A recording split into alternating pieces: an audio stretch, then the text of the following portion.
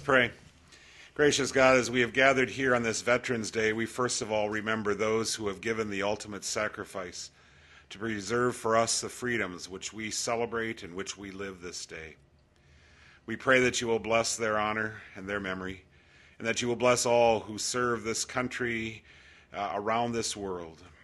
As we pray for their lives, we pray, O Lord, for peace, that the day will come when they can return home safe, and we pray that it will be soon. We pray, O Lord, for the county board as they meet in session this day. We know there are agendas and we know there are budgets to act on and to approve.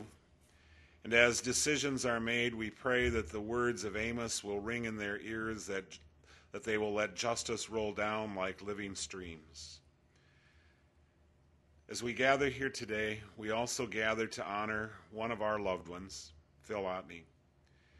Lord, we give you thanks for all that he has meant in our lives and continues to mean in our lives. And we pray for him, for his family, and for lots of great days that we can look forward to ahead.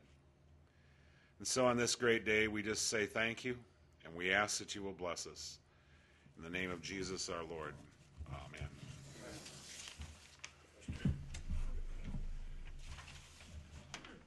I pledge allegiance to the flag of the United States of America and to the republic for which it stands, one nation, under God, indivisible, with liberty and justice for all.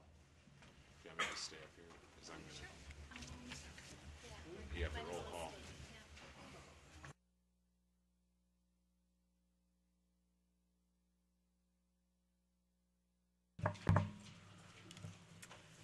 Okay, Dan Rabel is absent. Alfred Schrank.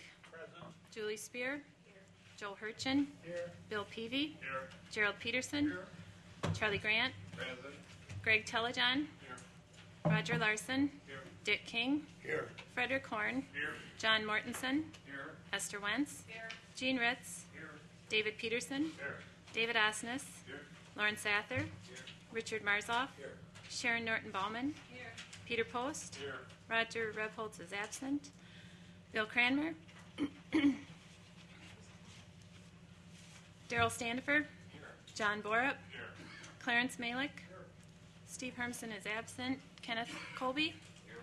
Cindy Leonard. Here. Linda Lucky. Here. Shane Demuling. Here. And Laura Tomerdahl. Okay. Currently have 27.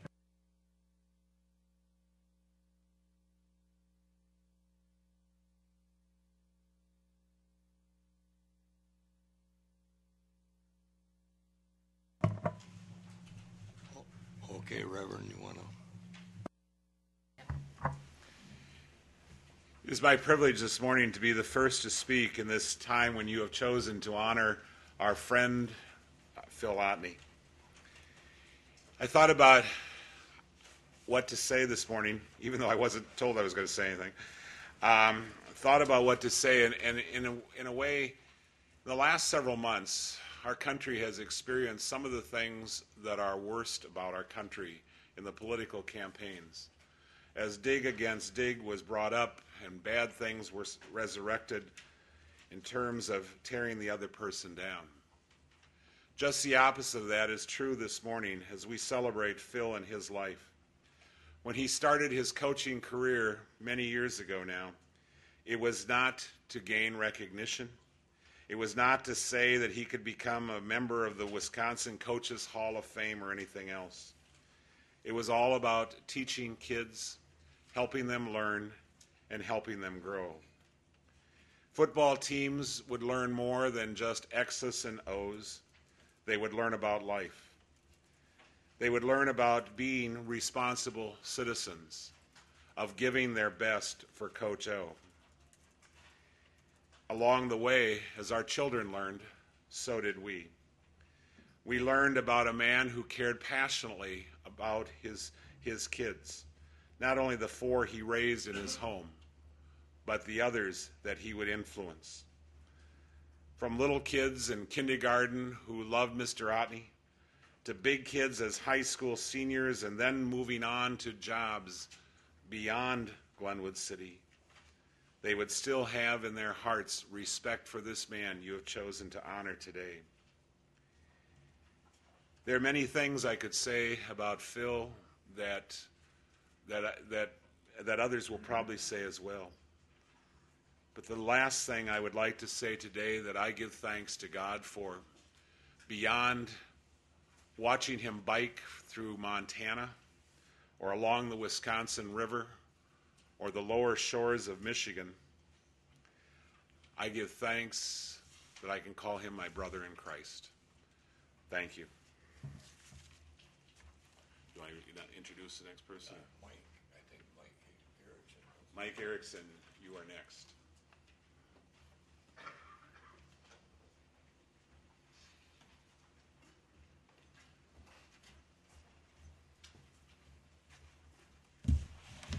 Thank you, Mr. Chair, members of the County Board. Today is a very special day for Phil Otney and his family and friends. They are here today to share in this very special recognition. Phil has always taught his students and athletes about life and life lessons, and those are most important of all, especially after school and when the game is over and graduation day. This is evidenced by the hundreds of personal messages and stories on his Caring Bridge site, which has had over 34,000 hits. His 27 years of dedicated public service to the students, faculty, and staff at Glenwood City Schools is well known and recognized by the community and parents. Phil has made a positive difference in their lives and their children's lives in the schoolroom as a teacher and as a coach on the football field, the baseball field, the softball field, and the wrestling mat. This ordinary person became a teacher and a coach to make a difference in the world, and he has succeeded in an extraordinary way in the lives of the hundreds and thousands of students and athletes, both directly and indirectly. Mr. Chair, this is a day that's a big day for Phil Otney, but an even bigger day for the good citizens of St. Croix County and the city of Glenwood City, Wisconsin. I join everyone in this county boardroom to congratulate Phil on this richly deserved honor.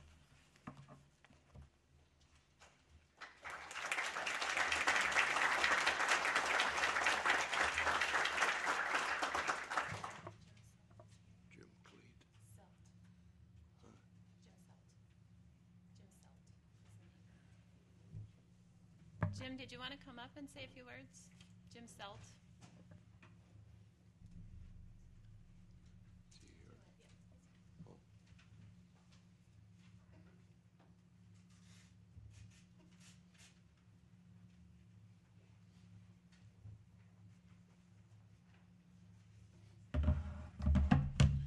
Well, Mike and Pastor Ralph had done a wonderful job speaking on behalf of Phil. I've known Phil for 15 years. Both of my boys had played football for Phil, had Phi-Ed with Phil, and I think the messages, there's two messages that Mr. Otney has always given to his boys. And the first message is not so much what the boy or the player could do for the team, but what the team can do for the player. And that's what I always admired about Phil, is that he's had a lot of great athletes, but it's also the boys that weren't so great, but what the team could do for them. And also a saying that we have in Glenwood City is no shoulda, coulda, wouldas. And that just means you do your best. You're responsible for your actions. And I have a attitude message for everybody, and I think a lot about Phil when I look at this. The longer I live, the more I realize the impact of attitude on life. Attitude to me is more important than facts. It is more important than the past, than education, than money, than circumstances, than failures, than successes, than what other people think or say or do. It is more important than appearance, giftedness, or skill. It will make or break a company, a church, a home. The remarkable thing is we have a choice every day regarding the attitude we will embrace for that day. We cannot change our past. We cannot change the fact that people will act in a certain way. We cannot change the inevitable. The only thing we can do is play on the one string we have, and that is our attitude. And I am convinced that life is 10% what happens to me and 90% how I react to it. And so it is with you. We are in charge of our attitudes. And again, I would like to thank the board on behalf of Glenwood City and the Glenwood City School District for honoring Phil today. So thank you.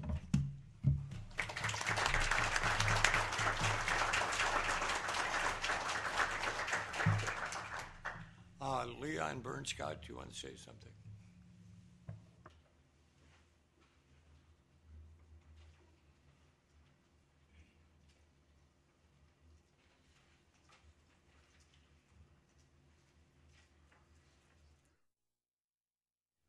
Morning, County Board Chair, Supervisors, friends. Let's hear for Phil Otney. I got to know Phil early when he first came to Glenwood City. I had my suspicions about Phil. You know, he came from Minnesota, and I knew somewhere along the line he must be a Viking fan. Well, my suspicions were right. He is a Viking fan. And I don't think he's changed, so he must be still there. In fact, he's still smiling from Sunday. It's to recognize a gentleman that's been around our community since 1981, and seeing what he's done for our kids, what he's done for the community. We're going to miss him. He's a gentleman of, in my estimate, is one of the finest in our city, in our community. His physical ed program that he taught in Glenwood City, he touched all these young people, and through life, I'm sure, are going to think about what Phil has done for them. The coaching he came to Glenwood City with the coaching in mind of wrestling. That was his first coaching job. He came to Glenwood City as an assistant coach, wrestling assistant coach. And I got to know him then. I got to know him a little better later on as I was the announcer at the football games. And, of course, I had a chance to talk to Phil every time there was a home game to get the lineups and their positions.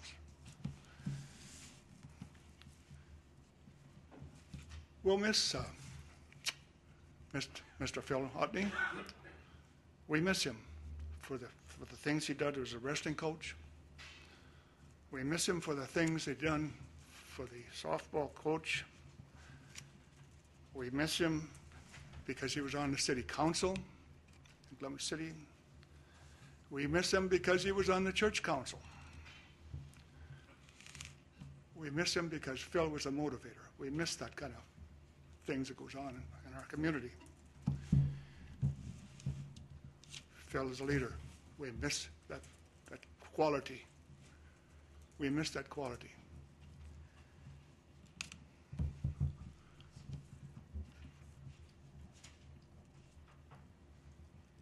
Friends and relatives, we'll miss him. Wife and kids, we're going to miss him.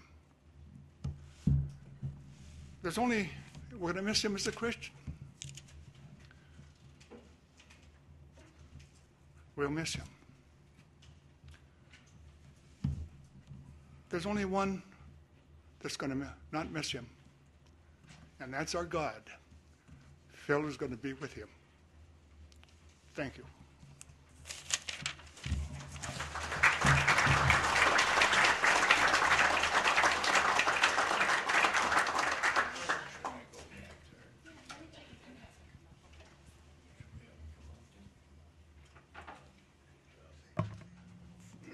Phil, would you like to come up? Or just right up to the side.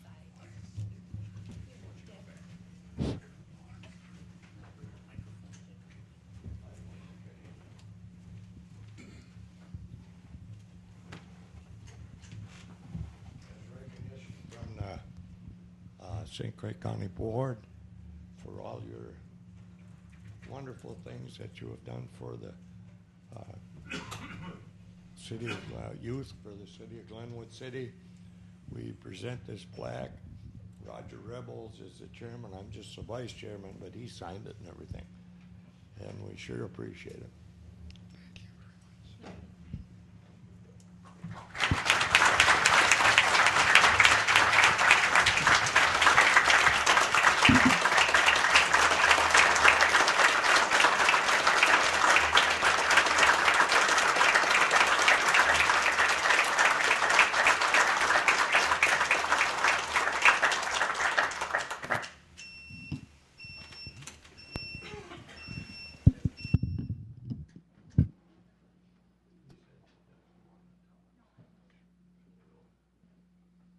We'll go to the consent agenda. Need a motion? Alfred, seconded by Buzz. All in favor? Aye. Opposed? Carried.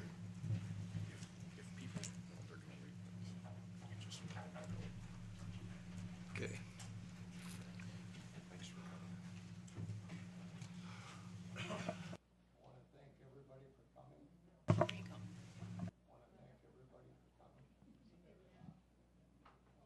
Do it now. There you go. Want to thank everybody for coming.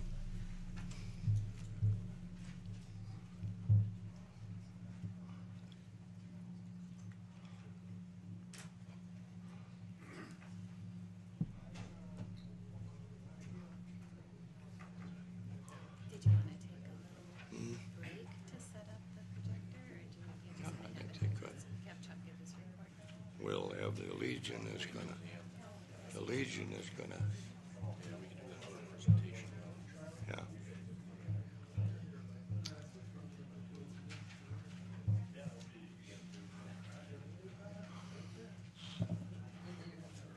Charlie Grant, have you got a presentation with the American Legion?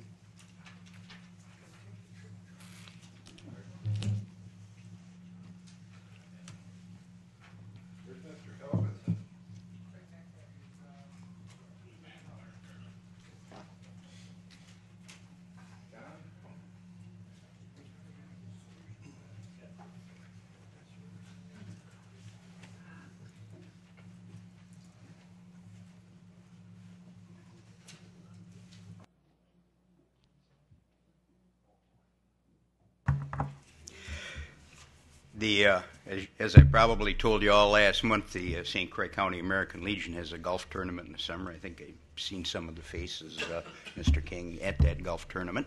And we raise a pretty good amount of money that we put back into youth programs in St. Croix County. One of those programs is the District Attorney's Substance Abuse Calendar Program, and today I'm pleased to present a check for $500 to District Attorney Eric Johnson for that program.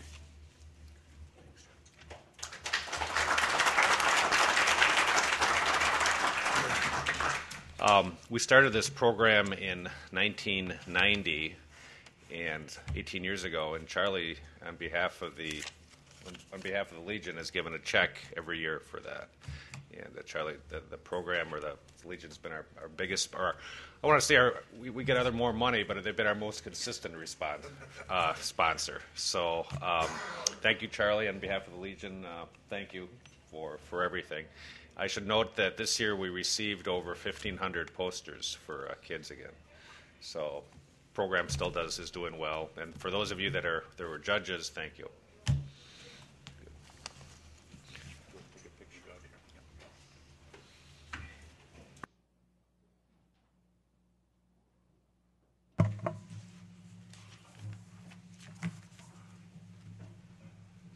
I want to announce right now that we will be breaking about 5 minutes to 11 for the Veterans Day program out in front. And we want to be sure that we all get out there for that. Now we'll go into number one on a proposed budget presentation.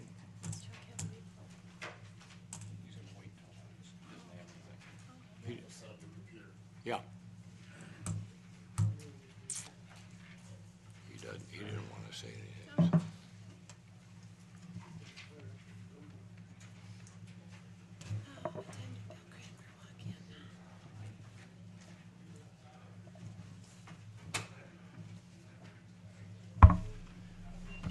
While Chuck is setting that up, just a couple of things that I learned during the very moving tribute and presentation to Phil Otney. First and most importantly, I learned that he knows the Lord, which thrills me greatly.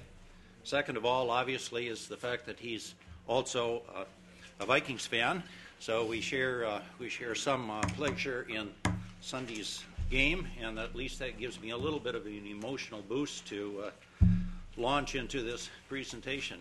Julie and I were chatting earlier this morning. She was asking if I was tired. Maybe I look a little tired, and I alluded to the fact that probably was because I was up early this morning going through this in some detail, trying to get my thoughts and make some notes. And so I hope that we have a coherent presentation for you. I was also observing this morning, I don't know if very many of you still have this timeline, but back early this year, we distributed the proposed timeline for the development of this budget. And I was just reflecting upon all the bullet points we had in this timeline that started all the way back in April when we had our county board retreat and we established some goals for this year through May and June committee meetings, starting with then as a result of that, the June 5th finance meeting when we had the preliminary budgets start to come into us, through July and additional committee meetings, August and parent committee meetings, all leading up to the September 3-day budget hearing when parent committees and department heads came and articulated the needs that they had in their proposed budgets. On the 16th of September, we came to the full board and gave a preliminary overview of where we were at that point through the October 9th Finance Committee meeting leading up to the 21st of October County Board meeting, when again we went through where we were at and began to fine-tune the information, all resulting in the presentation that we will have today. I'd like to stress that this is not a budget presentation that is coming from the Finance Committee. This is a budget presentation from and with the full cooperation of the County Board. All of the information that is contained in this and all of the adjustments and the negotiation back and forth to achieve what we all needed to accomplish at the end of this day, which is a balanced budget, came as a result of information that came from the committees. The Finance Committee did not make line item cuts from budgets. There are a number of downward adjustments in the expense area across the board in almost all of the budgets, but those came as a result of cooperation and volunteering from the respective departments and parent committees that indicated that we can do this. Our job as a Finance Committee was simply to fit that all together in a coherent plan on which we could agree and ultimately adopt based on the amount of levy that we will be assessing this year and achieving the balanced budget. Keep in mind that there are two numbers that we'll primarily look at today. One is the levy, the other is the budget. We have a budget that's about $80 million. There are a variety of revenue sources that go into that. The amount of the levy is about $26,000. So keep in mind those two numbers. We will tax about $26 million from the citizens. Our overall budget in terms of total revenue and therefore expenses is about $80 million. Mr. Chairman, this will be the presentation then. I think the format that we use is we will present this, and then there may be some comments and questions from the public. Is that your intention? Right. So from that standpoint, I would request, if it's possible, for you to hold questions until we've completed the presentation, until the public has had a chance to weigh in, and then that we will begin our deliberations. If possible, make notes of things on which you want to go back and refer to, or observations, questions, anything as we go. But if possible, we'll try and go through this as expeditiously as possible. It's somewhat lengthy. We'll try and not make it overly burdensome, but there's a lot of detail that we all want to digest and understand.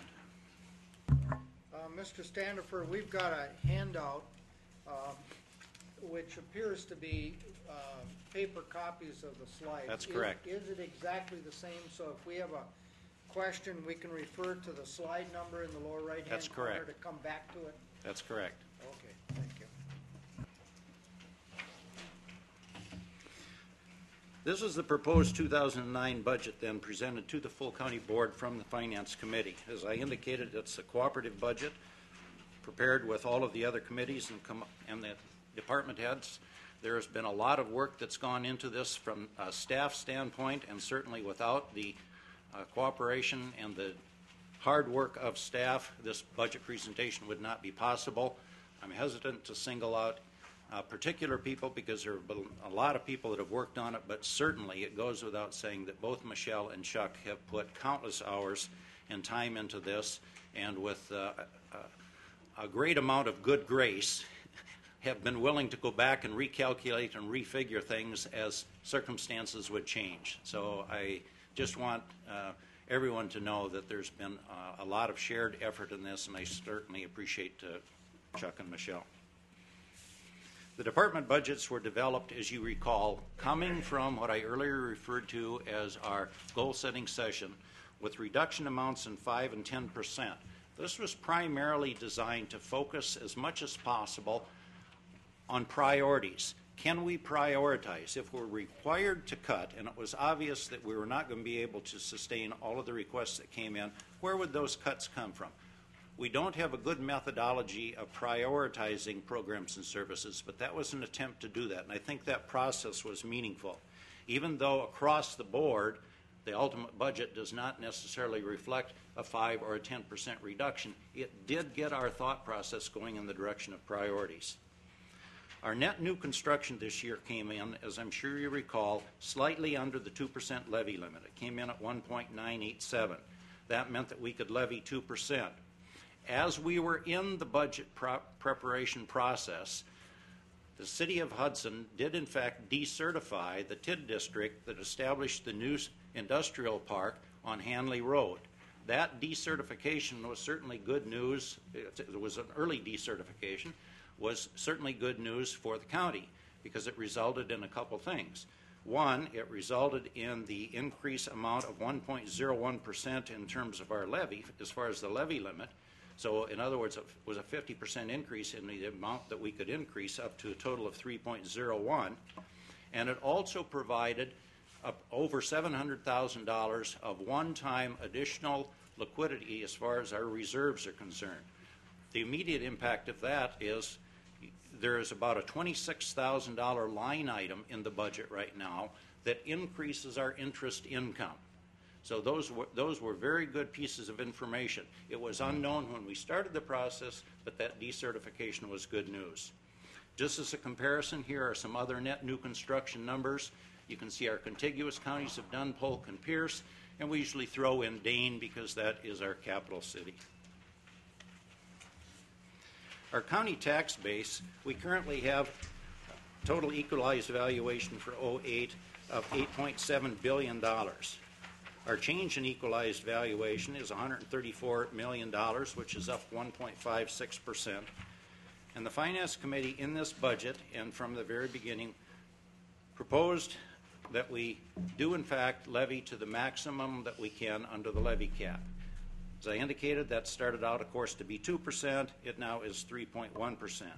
So the operating and the pre-05 debt levy increase was $753,880. Outside that amount, you'll recall, is the amount that we levy for bridges, for the library, and for debt service. So the amount outside the levy increases another $202,000, and that amount that we will levy this year is $1,139,610. The proposed levy yields a mill rate of 3.05, which is an increase of just the very modest 0.002 per $1,000 of property valuation. The next slide indicates the changes in equalized valuation by real estate class for 08. Now, what those numbers are are from '07. Those would be the most recent numbers. And it compares '07 to '06.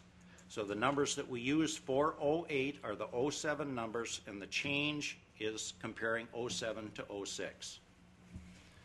The next slide just simply indicates our annual valuation increases. You can see what is happening now in the current economic environment as far as construction. No surprise to anyone. The next slide indicates our county valuation based on property type. And this illustrates a fundamental problem that I think many of us have been articulating for a number of years, and that is the heavy reliance that we have in this county on residential properties. Wisconsin is an equalized valuation state. That means every property pays the same amount of tax based on its assessed valuation. But in St. Croix County, we are overly dependent, very heavily dependent on residential properties. This certainly means that we are well advised to continue economic development efforts to diversify our tax base and increase commercial and industrial property because of our dependence on residential real estate. The next slide is simply a pie chart. It takes the same information and divides it out, what you saw in the previous one. The next slide indicates our value distribution. As I previously indicated, the equalized value for '08 is $8.5 billion. And you can see the growth in the equalized value for the county over time. The history of the property tax levy for the last 20 years. Starting all the way back in 1998 and continuing to the present day, you can see the trend line that we have here. We now have a levy that is over $25 million and has been for the last 2 years. And then our mill rate history. This is the amount that is assessed per $1,000 of equalized value. You can see that we've been relatively stable. It's not had huge swings, but our mill rate right now is as low as it's been historically during the period of time that we're examining. And now some history.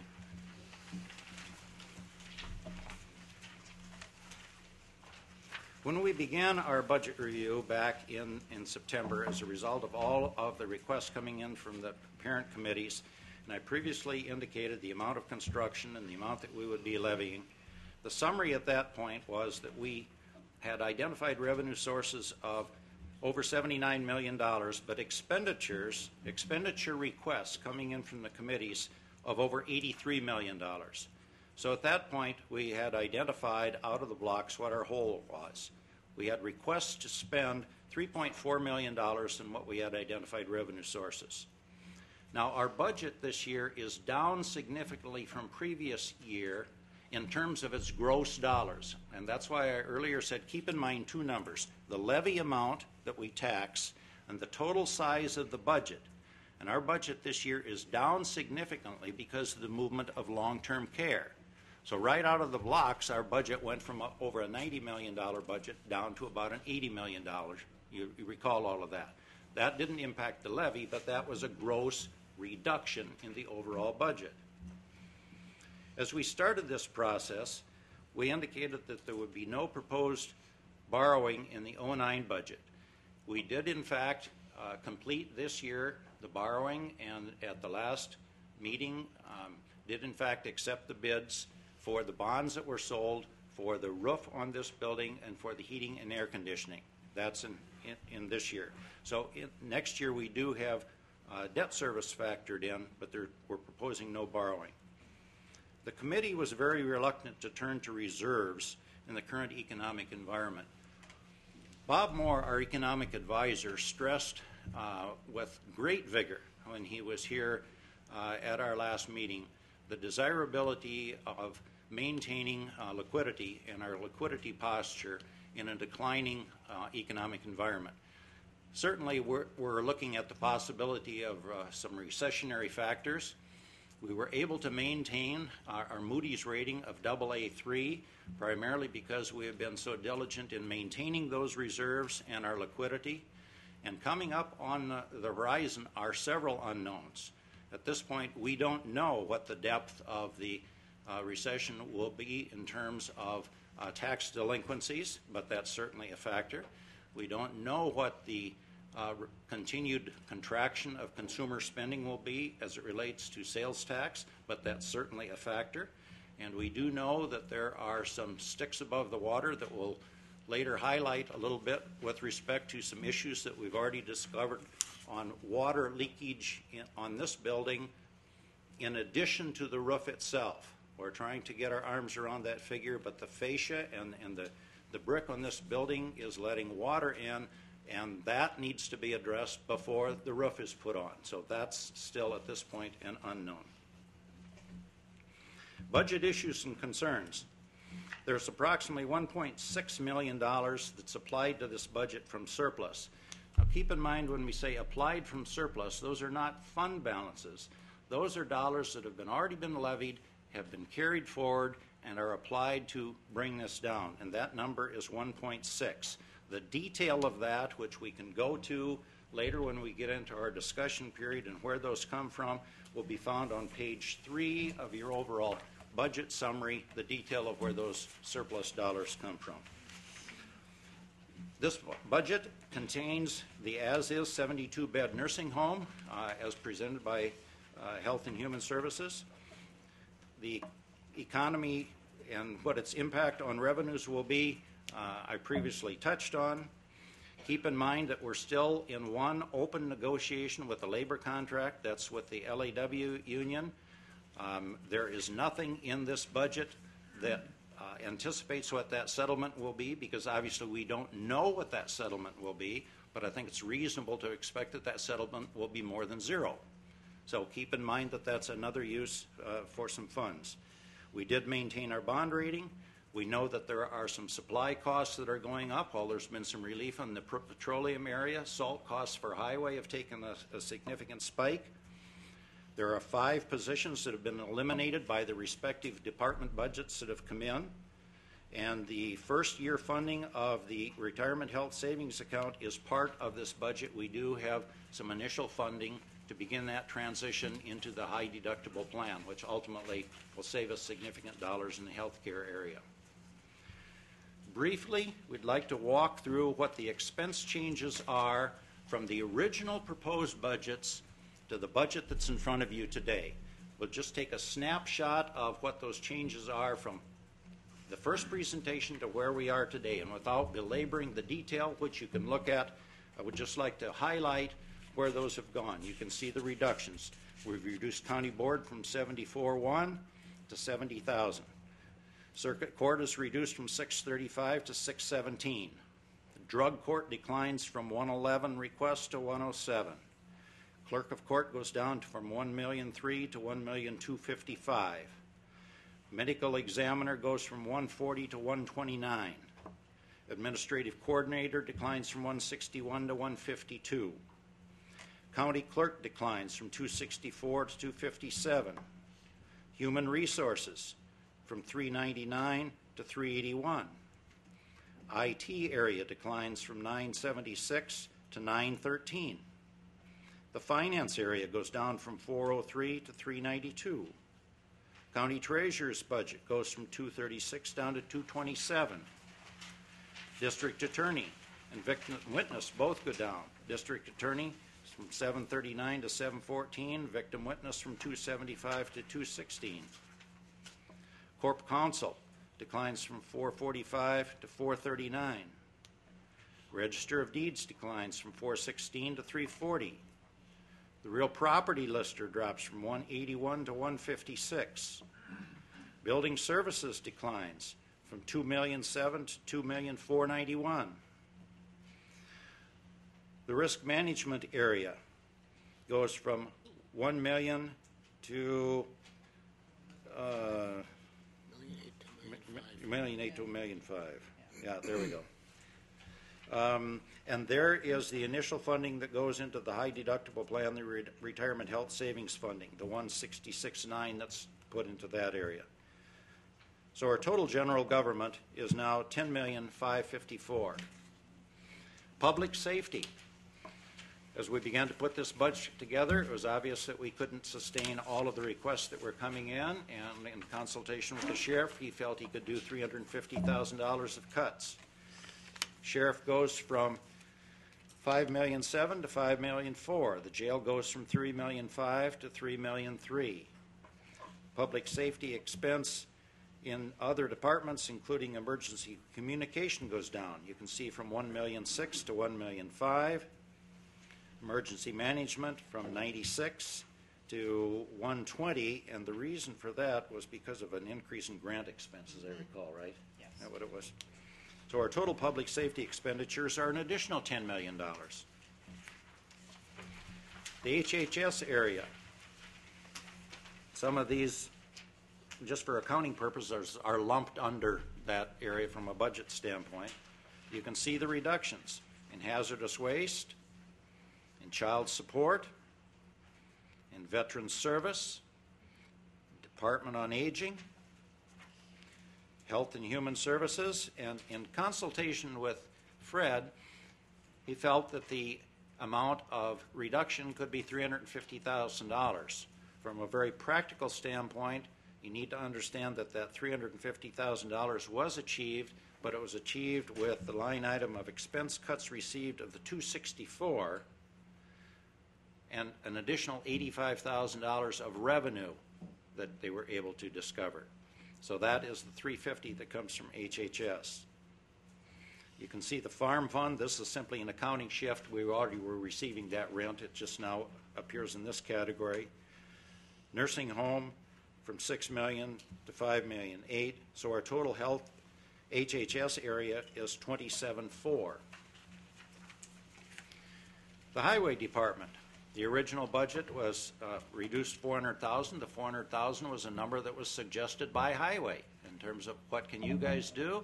The response was, we think we can do $400,000. So here it is. The $400,000 suggested by Highway will actually be closer to $300,000 when it all comes out, because they'll be able to achieve significant savings from the employees that are moving to the high deductible plan and the pass-through. So that goes from $23 million to $22,600,000. The education and recreation department budgets, as you can see, the Fair Board declines, UW Extension declines, county parks decline somewhat significantly. Conservation and development areas, the economic development support that we give to the St. Croix County EDC was reduced. Significant reductions in zoning from 625 to 510. Septic inspection declines. The planning area declines. And land and water conservation declines. I think you're seeing the trend. Across the board, we have reductions in the requests that were coming in from the original budgets to where we are today. Conservation and development budgets then were reduced. You can see the land information area also is reduced. Recycling is reduced. So our total conservation and development expenditures in the budget right now are slightly over $3 million. Miscellaneous departments. We've got some numbers that relate to the debt service amount. We've got the new issue, and that was the debt service, or the bond that we approved at the last meeting for the roof and the HVAC. Contingency fund is maintained at the same $250,000. So our total miscellaneous then, aggregating all those numbers, is $4,000,001. The summary then is the overall expenditures were reduced by $3 million from the original proposed budgets. So the budgets that came from the parent committees and the departments as originally presented, what you're seeing in front of you today, those budget expense requests have been reduced by $3 million in cooperation with the departments. Then how do we fund that? Where does the revenue come from? Where does the money come from for the $80 million? Obviously, the biggest concern that we deal with immediately is the tax levy. What is the amount that we'll be assessing for property taxes in St. Croix County? That levy amount is $26,165,238.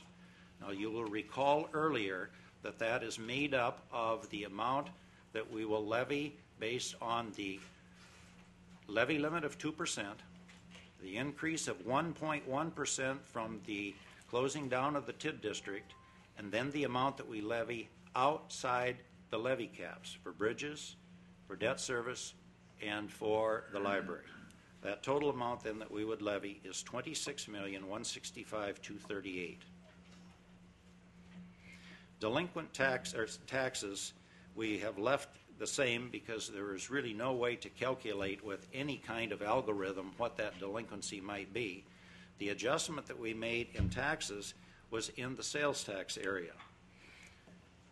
We made a very careful effort to look forward in this area as opposed to backward. We can look backwards and see what kind of collections we had in comparison to forecasts. Those were below forecast for the last several years, but we're entering yet uncharted waters. All of the economic signs indicate that consumer spending is continuing to contract. There are a number of indications following the announcement of Circuit City's bankruptcy that there may be some other major national players and retailers that are in equal trouble. So we're looking at significant decline in that area. Also, that area is intended to account for a spike in a reduction in the property tax revenues. When we assess a property tax amount, that is paid either in cash, we receive the money, or we have a receivable, one way or the other. But if we have the receivable, we don't have the cash. That's money that somebody owes us in the future. The actual cash that we receive is only cash if people pay on time. If they don't pay on time, that number goes down and the receivable goes up. And that's a very important thing to keep in mind as we look at this area. We don't know how to calculate that, but we know that's going to happen. So we're trying to look forward as much as possible. Other revenue sources, you can see them detailed here. I won't belabor the point. They come from a number of sources you can see. We have fines, forfeitures, fees for services. You can see them all detailed here.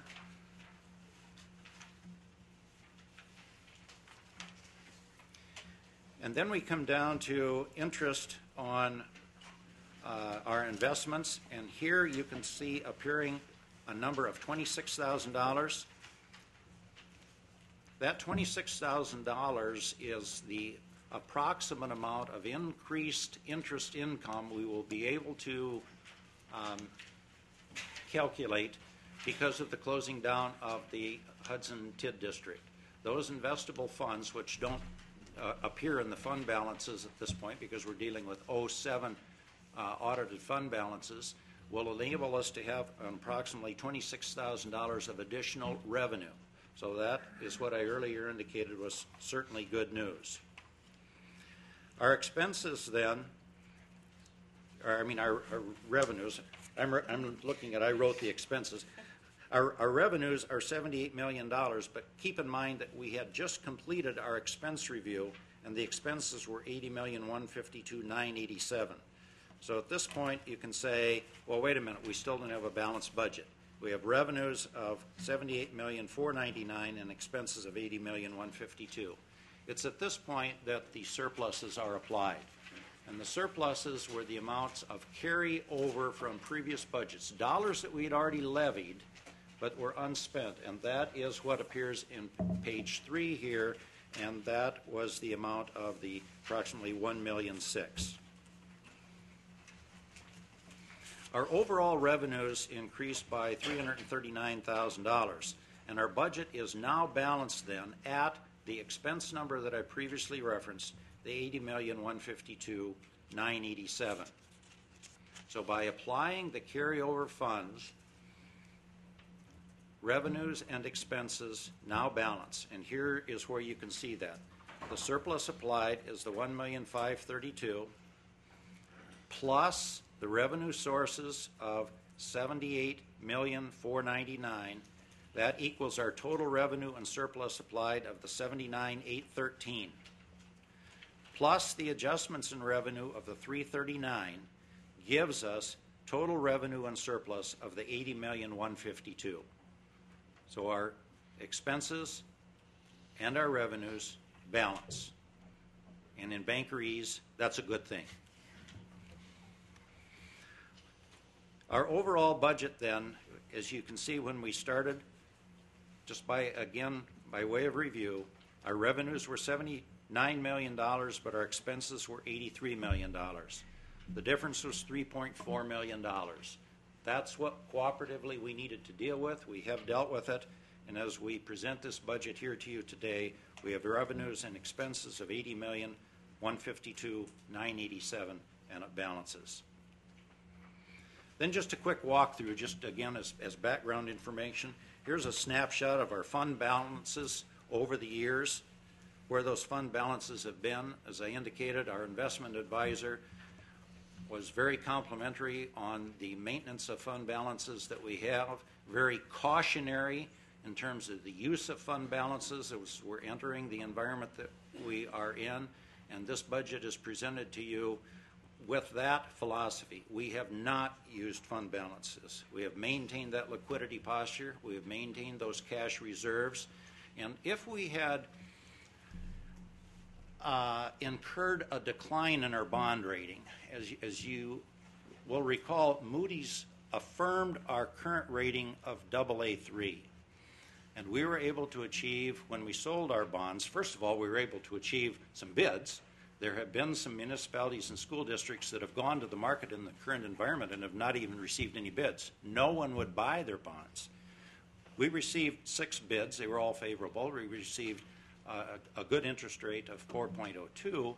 Had we not maintained that rating of the AA3, a decline of 1 tick in the bond rating would mean somewhere between 5 and 10 basis points. So our debt issuance would have been, again, assuming we would get bids, would have been more expensive. So that's a compliment to the conservative approach that you all have taken in terms of our funds posture. Our cumulative fund balance, again, you can see this spread, again, by fund over time. And then some other detail and issues that relate to the budget itself. In the budget and on a separate resolution will be coming new positions. There are 2 new positions in the budget. We detail them here.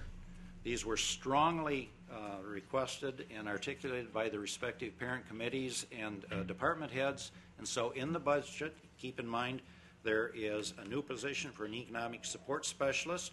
There is the cost of salary and benefits. There is a nutrition program coordinator in the HHS area. This is a part-time position. There is the cost. Keep in mind, those numbers are in the budget. This is funded. But we will have a separate resolution that will be presented to you, which will either be approved or declined. There are other personnel issues that you need to keep in mind that are in the budget. These are things that right now are accounted for. There are 2 deferrals.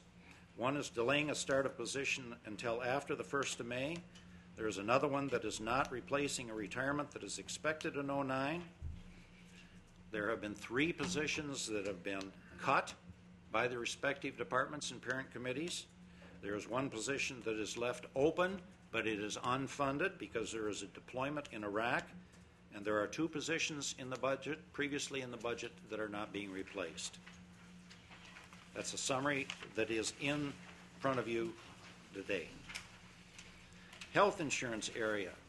Not only did we receive good news in terms of health insurance as far as our cost of reinsurance, but that enables the premium calculation to go down, and one of the reasons that the reinsurance rates did go down is because of the movement to a high deductible plan. We are currently in the open enrollment period. I believe that ends on Friday of this week, but we're still in the open enrollment period. Employees are making a decision.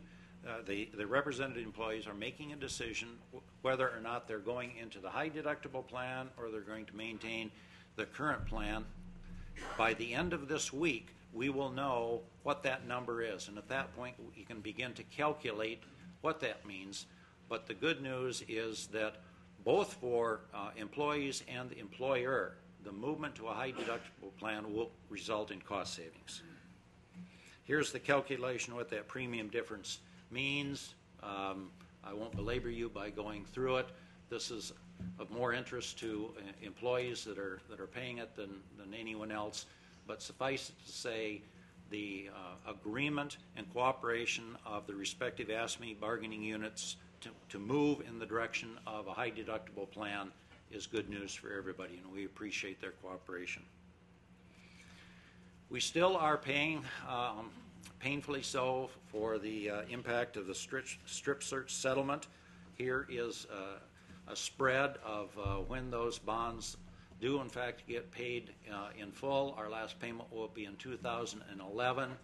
At one point, several years ago, we talked about the possibility of defeasing those bonds early, but in the current rate environment where we're at, it really doesn't make any sense to pay off those bonds early. We are better off to continue to pay the bonds and have the investable funds. The arbitrage on that is in our favor. Library funding, here is where we're at. We made no change in that. Act 150 indicates that we're required to fund 70%. We do, in fact, right now fund 71%.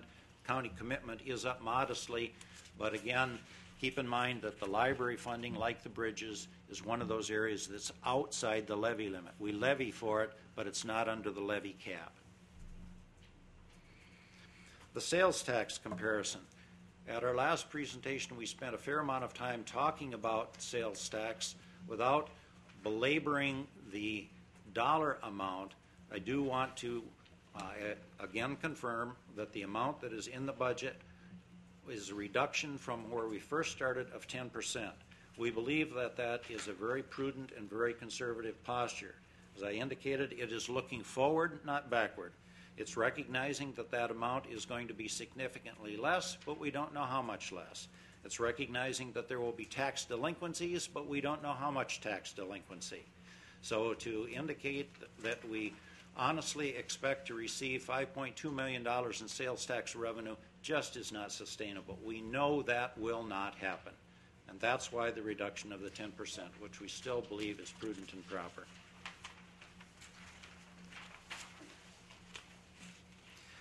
Then some pie charts. Computers are great because you can slice and dice and show information in a variety of forms. This is information that we've looked at. Here's our revenue pie chart. Where does our revenue come from? It comes from a variety of sources: service charges, fines and fees, state aids, other sources, and it comes from the tax levy. So of our total revenue sources that is in the budget of $80 million, 32% of it comes from the tax levy. Here's what it looks like historically. The same information historically over time. And you can see, relatively speaking, the categories have remained modestly the same with some ups and downs, but there's nothing that is runaway. We're over time, our revenue sources have remained relatively equal to each other. Then in summary, the budget as proposed by the Finance Committee. First of all, the levy requirements by fund. And this is simply a comparison of where we were at in 2008 and where we're at in 2009. That's all this is intended to be, is to compare what we just have completed and where we're proposing to go. You can see the changes by each category. I won't read them. Obviously, you can see them. You've got the hard copy in front of you. But you can see in each category for which we levy. General fund, contingency, parks, right down the line, you can see the 2008 amount and the 2009 amount. The bottom line on that is in 2008 we levied $25.2 million. In 2009 we're proposing to levy $26,165,238. The expenditures, same format. We're simply trying to compare the 2008 budget to the 2009 budget. by category. Again, you can see all of them and you have it in front of you. General government, capital projects, public safety, right down the line. You can see the 08 amount of $93,076,076 and the 09 of $80,152,000. Now, before we all start congratulating ourselves on the tremendous job that we did of reducing the budget $13 million, keep in mind that is the shift that came as a result of long-term care. So, and when that happened, revenues went down, expenses went down. But that's the budget, that's not the levy. You recall the previous slide indicated that our levy amount is up $956,000. Here's a pie chart on the proposed 09 expenditure budget then, just like we had the revenue pie chart. This shows where funds go as far as expenditures. And you can see the categories. You have it in front of you. You can refer to that.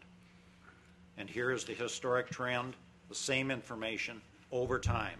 Where are we spending our money over time?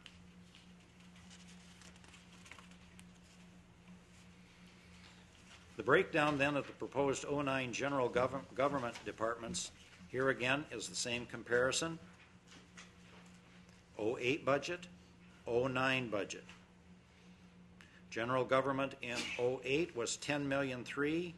In 09, it increases less than 2% to $10,000,005. But we do need to recognize it did increase. Partial breakdown of the proposed 09 in the public safety area.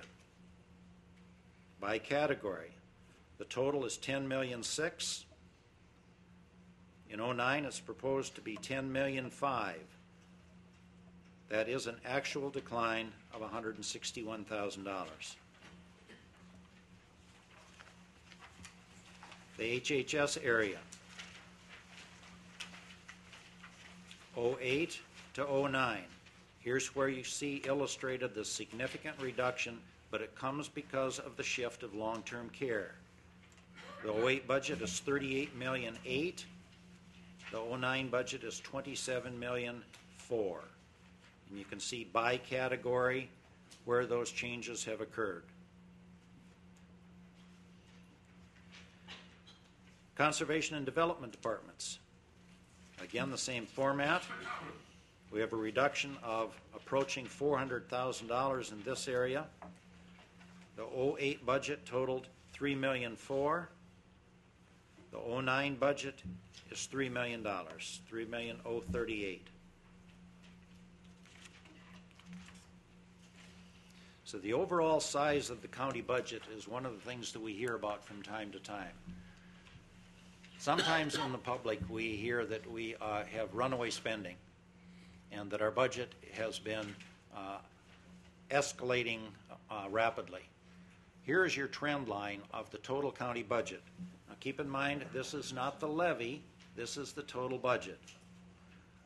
Total budget has increased, but certainly it's increased slowly and has been increasing in recognition of the fact that we've had increased demands and increased population.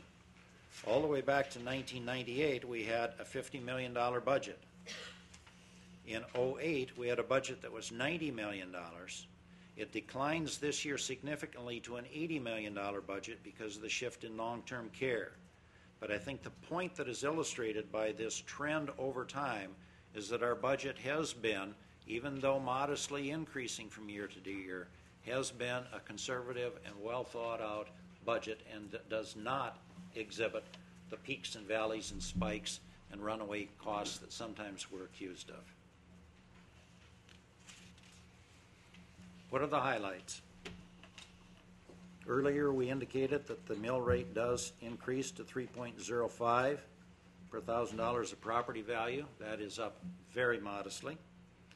The overall levy that we would intend to extract from taxpayers this year is $26,165,238. That is up 3.79% compared to 08. Our overall budget did decline significantly from $93 million to $80 million. It's down nearly $13 million, but that's because of the shift in long-term care. We do want to again have a very cautionary statement to the board about the use of fund balances. We have maintained our liquidity posture, our favorable bond rating, all because we've been very careful with using our reserves. Reserves are intended for specific projects. Reserves should never be used for operating expenses. And we've adopted that posture, and this budget reflects that philosophy. The nursing home referendum, which we recently concluded, suggests, at least for the foreseeable future, a status quo. So in the budget is the full funding of the 72-bed nursing home. That's fully funded. The 5 and 10% reduction request that we came away from our board retreat in April was communicated to the departments, and it was used by the departments. As I earlier indicated, I think it helped us look at some priorities, even though none of that was forced on any department. There was not any department that received a mandate that you need to reduce 5% or 10%, but it did focus on priorities.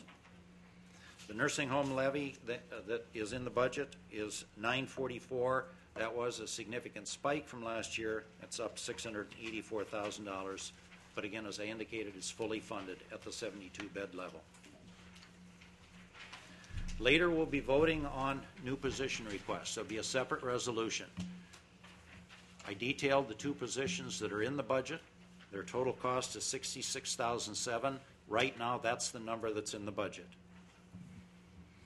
In the budget right now, as far as a salary hold place for our non-representative employees, is a flat dollar increase of $520 per employee for those that are at the top of their grade. For those that are still going through the steps and would have in 09 a step increase in their grade, the $520 is not in the budget. They would receive a salary increase because of a step in their grade. In December, we will be bringing, as required, a salary plan for the non-represented employees. But in anticipation of at least some funding of that, you need to understand what right now is in the budget. By the end of this week, we'll have completed the open enrollment for those non-represented employees making a decision with respect to the high deductible plan. Right now, the budget is put together as if none of them would go into the plan. And the reason for that is we don't know what that number is, so it would be foolish to say the budget is built on 20% or 50%. We don't know. So it was more intellectually straightforward to build the budget based on none going in, and then when we have the actual information, we can calculate that, and we'll know that information when we return in December with a recommendation for your consideration on the salary plan for the non-represented employees. That's the number, however, that's in the budget at the moment.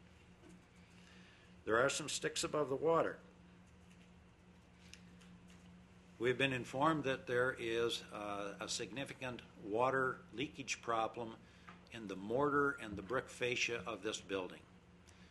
To make a pun, this seems to be the Chinese water torture method of dealing with the problem. We have already articulated to you and anticipated the fact that we need the new roof. Those details are in place, and we did in fact put in place the bonding mechanism to pay for the new roof.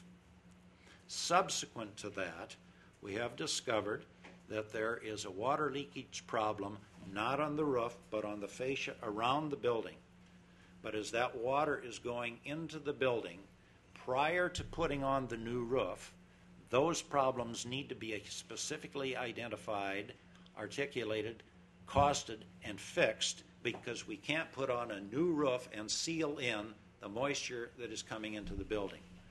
We did receive some very preliminary figures on the west wall at our last meeting from consultants that we were using. That number was $240,000 for the west wall. What we're needing to What we're needing to get our arms around is what is the total cost for this building. Now, even though there is not an amount that's in the budget to anticipate what that expense will be, keep in mind that we do have about $820,000 specifically set aside in the capital funds project available to cover that downside contingency. But it's a stick above the water, and it needs to be addressed, it needs to be fixed before we begin the roof installation in the spring. Other sticks above the water, obviously, we do not know what the delinquency will be. We do not know what our tax amount will be in terms of the collection of delinquent property taxes, the fine that we levy, but there is a piece of good news, bad news in that area. I don't know how many of you are aware that St. Croix Meadows, the defunct dog track, paid their property tax bill in full. Now, for almost my recorded memory, they have been 3 years delinquent in their property taxes and have stayed just ahead of a tax deed foreclosure, which means that during all of that period of time, they were paying 1.5% a month, 18% a year in terms of penalty and interest. That penalty and interest amount has historically been included in what we have been collecting in terms of the delinquent taxes. That will not be in the collection of delinquent taxes next year because they paid it. They're not delinquent. That's about $27,000 roughly that is going to go down. So already out of the blocks, we know that the line item of $550,000. There it is, $550. The $550,000 that is in the budget right now for the collection of penalty and interest on delinquent taxes is going to decline approximately $27,000 because of the payment of the largest delinquent taxpayer that we had. Undoubtedly, that will be offset by some others in the looming environment, but that's a specific number that we know. That's the bad news, that revenue goes down. The good news is that we collected all that delinquent taxes. Now, that's not all of a sudden found money, because that money has already been paid out. Keep in mind that we're obligated to settle with all of the other entities at such time as tax bills are paid out, when we settle with the school districts and with the municipalities. So that money has already been paid out. That was part of the receivable that I earlier indicated. We didn't ever get paid in cash by the dog track. The receivable amount was going up. But the receivable amount, money, was being paid out. So the money was already gone. Now that receivable comes down. We're not owed as much in delinquent taxes. Finally, we're still in negotiation with the law union. Unless they are just tremendously cooperative, I think that settlement will probably be something more than zero. If it is zero, that of course would be thrilling, but I do not expect that to be the case. There is not a number in the budget for that settlement because obviously we don't know what that settlement would be. So that's another stick above the water in terms of an anticipated need for funds. And finally, the ASME employees have a choice to take their traditional health insurance premium or the HRA premium. It appears at this point that a fairly significant number are opting to go with the high deductible plan, which certainly does not surprise me. I think they all ought to do it because it's in their interest. It's obviously in the county's interest too, but it's certainly in the employee's interest to do that, to begin to build up funds in their health reimbursement account as early as possible. So it does appear that a high number are doing that.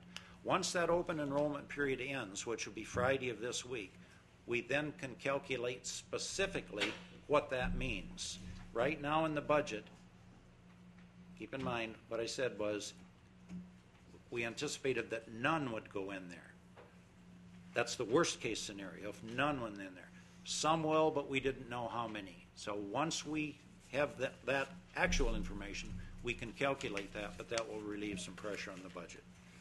So that is our presentation, Mr. Chairman. If there are questions and comments from the public, I guess now would be the time. we'll have any questions from the public on the budget. Anybody wants to speak, they have 3 minutes. Thank you.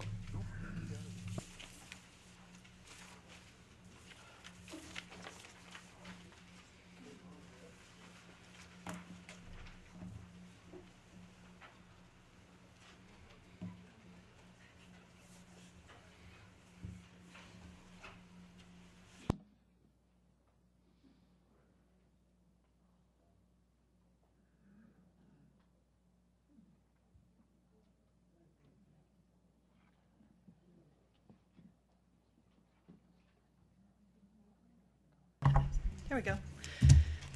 Okay, good morning. And I just wanted to get up and share with you a little bit of my experiences over the last few months.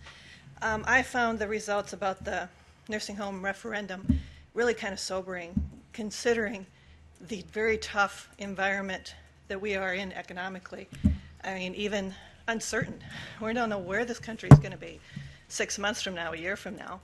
And for there to be such a widespread support for the nursing home was just kind of mind-boggling to me and was far beyond what I would have expected. But I met a lot of people during the last few months who heard about the referendum, were asking questions about it, and they said, oh, you know what? They took such good care of my mom. Or, my dad was never happier anywhere else. Or, my grandma, gosh, she did so well there. She did so much better there than someplace else. Give me a sign. Hey, give me 5 signs. I'm going to go put out these signs. And that's just the kind of response I was getting. And to me, that's a real testament to the workers in there every day, because they're the ones that are taking care of these needy and disadvantaged people. And that's just the kind of support that they've garnered in the community. I mean, if they hadn't done their job every day, we probably wouldn't be here talking about this right now. And so I give a lot of credit to those workers, and I give a lot of credit to the people who supported the nursing home and did a lot of work over the last few months, so I want to thank them. But I find our task before us very challenging. Obviously, this is something the public wants, and so we got to figure out a way to get this done. I understand this is not an open checkbook for the nursing home. I'm not insinuating that in any way, shape, or form. But I do know that this will be a challenge for us to figure out how to do this in the best way possible for everyone involved, the residents, the citizens, everyone. And I've gotten to know many of you over the last couple of years, and I know that we have a lot of good-hearted people on this board. We have a lot of very bright minds on this board. We have a lot of very salt-of-the-earth, pragmatic, practical people. And I think if there's any way to figure out how best to do this, it'll be you people that can do this. I've never had any doubts about your abilities. And for those who I know voted no, I would appreciate that now that we know how the electorate feels, that you would join each other and work as a team and go forward with this, because it will be a very challenging task that's put in front of us. And I just hope that if you have issues, that you will hash them out. We want everyone's voice to be heard, and that you would consult with each other. There's plenty of other counties that are doing this in some sort of fashion, Sauk County, La Crosse County, Trempealeau County, that are doing this with little effect on the taxpayers, if any. And so I would ask you to consider all the options that are available. And so thank you again for this time. Good job on the budget. You've done a great job. I appreciate all the hard work that you've done over the months. Thanks.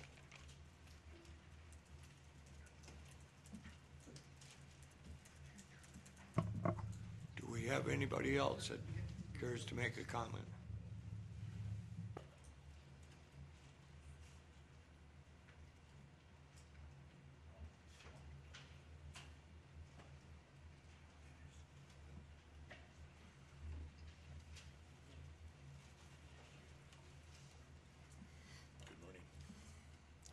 Thank you. I'll take just a few minutes, and I'm here basically on behalf of my mother, who lives in the nursing home. And I went up to see her last Thursday, and she turned 95. And I found out that I made a mistake in trying to sing happy birthday over the phone to her. So I brought her a cake to kind of reprieve myself. It wasn't very good, as you can tell. My voice is not a singing voice. It's not even a speaking voice. But to share with you what this vote by the people and by many of you, I went in and the typical happy birthday type salutations to Mom and her long life. And I said, Mom, I got some good news for you. She says, you normally don't come here with good news. And anyway, long story short, I says, Mom, St. Croix County voted 27,000 to 14,000. Mom just sat there with a kind of a blank face. Like many of your moms and dads, they dealt in $100 increments, not thousands. So she sat there and tried to digest this. She says, Dean, would you please tell me again what you just said? And I said, Mom, 27,000 to 14. The people have voted in St. Croix County to keep the home open. She sat there another 10 seconds or so. Eyes started to well up with water. Tears streamed down. And she says, are you sure? There was still doubt. So, long story short, at 95, that was the best birthday present I could have ever brought to my mom. And on behalf of her and this very humble son of hers, thank all of you for what you've been going through, what you've been doing, and thanks to St. Croix County, because it's a very valuable center, and as I've been going through this trip with you people, it's a very valuable asset to the county. Thank you for your time.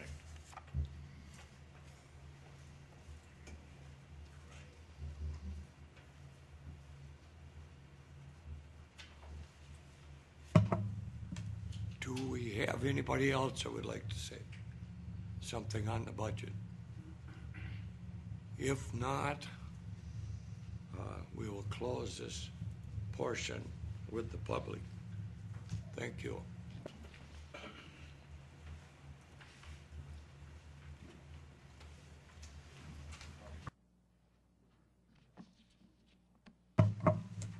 I think we'll go with our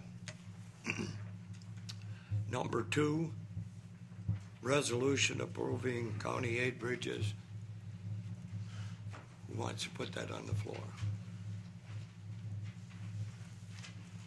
Move the adoption of the resolution approving county aid bridge construction. Okay. I'll second it. Thank you, Jerry. All in favor? Aye. Opposed? Carried.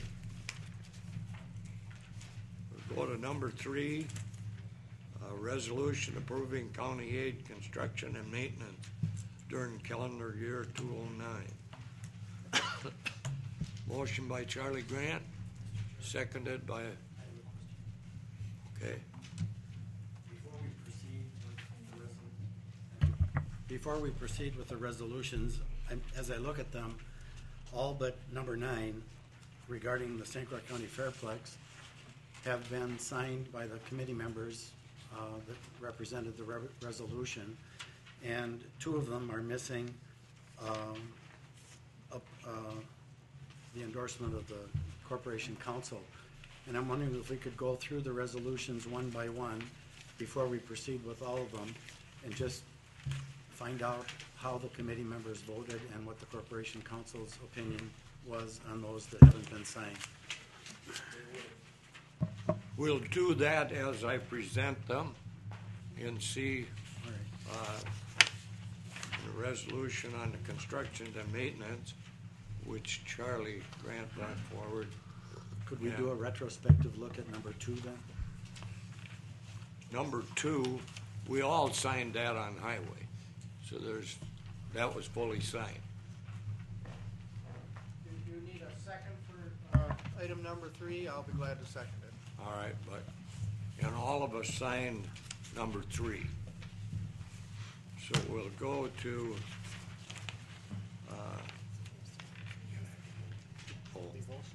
forgot about that. All in favor of number 3? Okay, Linda. My copy doesn't have any dollar amounts filled in. Are those known at this point, and do they need to be in this resolution before we vote on it? Not really. We'll, that will be discussed later before the budget is passed. We'll have the figures.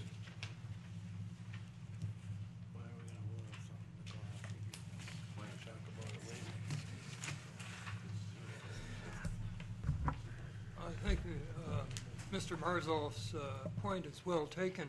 Did Mr. Timmerman sign off on both of these the items number 2 and 3? No, I didn't review those before they came to you. Was there a reason for that, or? The lateness of the receipt of them made it impossible for me to review them before they were sent out to you, and I didn't review them subsequent to receiving them. And what is your view now of them? They've always been routine resolutions that have been presented to the board, and the real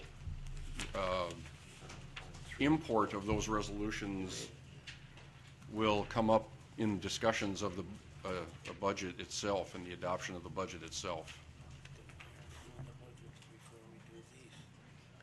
We haven't voted on the budget yet. You know, this is part of the budget. I think you're going to discuss that. We're just bringing it to the floor for discussion. Mr. Chairman? Yes. Would it not make more sense for us to approve the budget and then these resolutions? Because I'm assuming, for instance, on this road construction and maintenance resolution, that the dollars for these projects are included in the highway department budget. Is that not a correct assumption? The way I look at it, we're just approving the resolution, the budget with the figures, any added or subtracted, we'll take care of it at that time. I don't think I understood what you just said. Could you try me in a different way so I get it, please?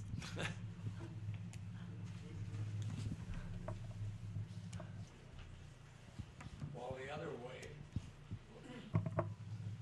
if we go ahead and do the budget before the resolutions, then you don't know what you're voting on completely. These resolutions have to be in there before we vote on the budget. It's the way I understand it. If I'm wrong, I'm wrong, but that's the way I understand it. Elfie?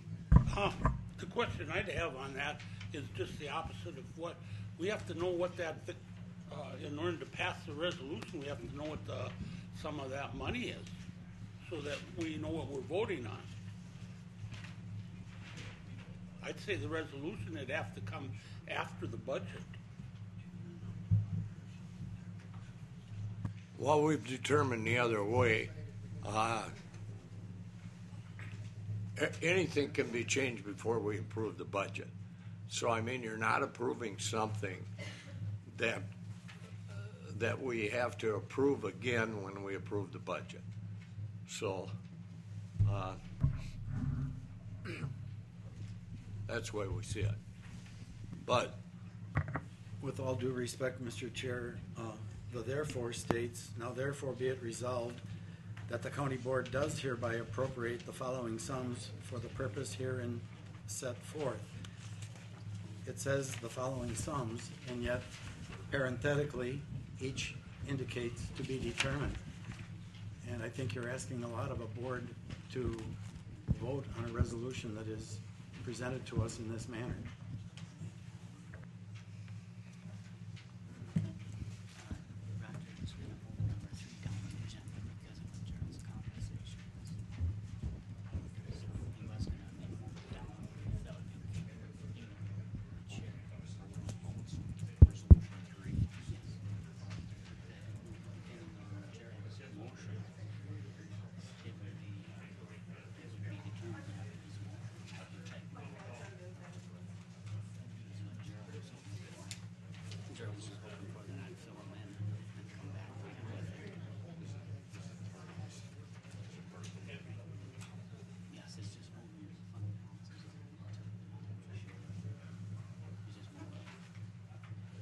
Just hang on while we discuss this with Corp Counsel.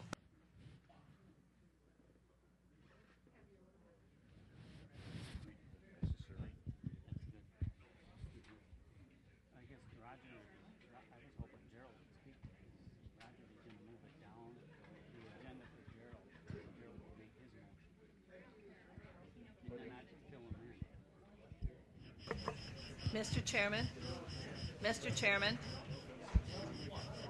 can we just take a 5-minute break?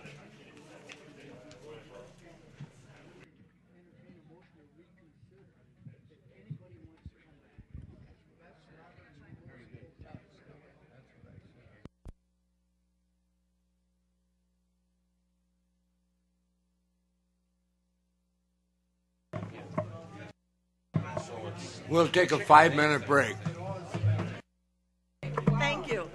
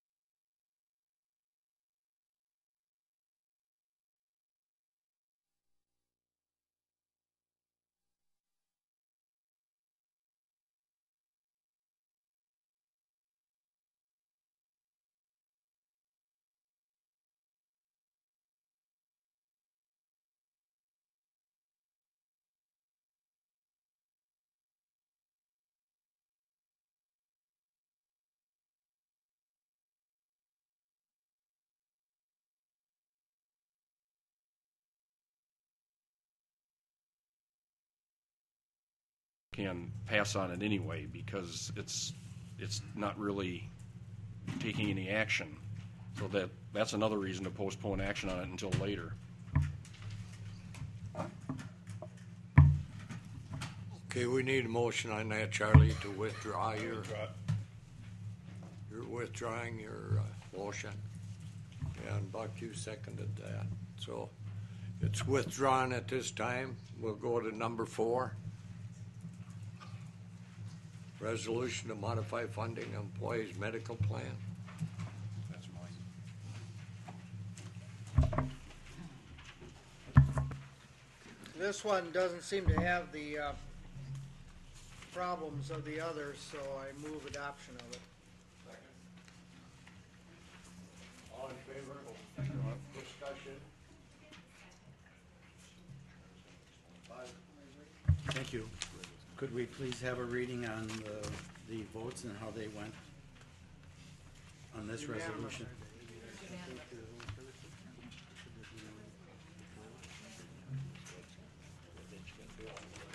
Thank you. Did you get that, Buzz? This was unanimously approved by Finance.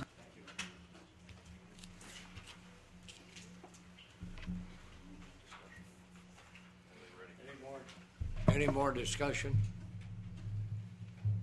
Want an explanation? Evidently not. All in favor? Aye. Opposed? Carried. Resolution number 5. Okay.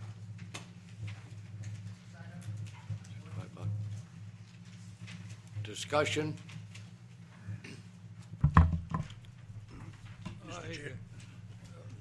Yes.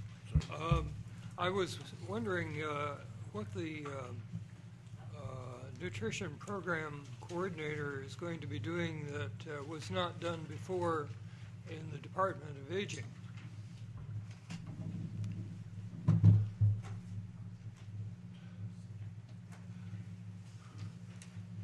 Fred, do you want to explain that?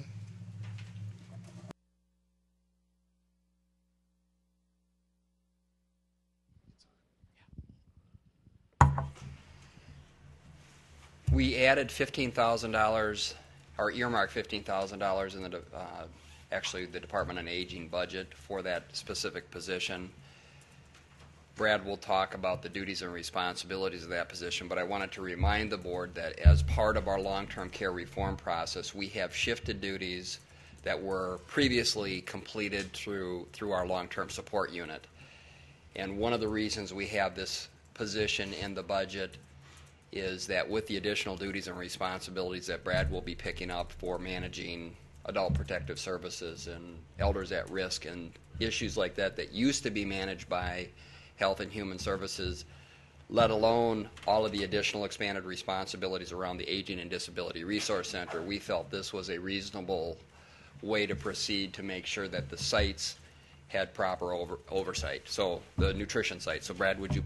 Right, and that's one of the reasons we looked at the 19-hour position as if I was just running the aging, that could be a component, but running the Aging Disability Resource Center, as we're transitioning people, I have more on my plate with handling, like as Fred mentioned, adult protection, the transitioning the people to actually going to the Community Health Partnership, the MCO model.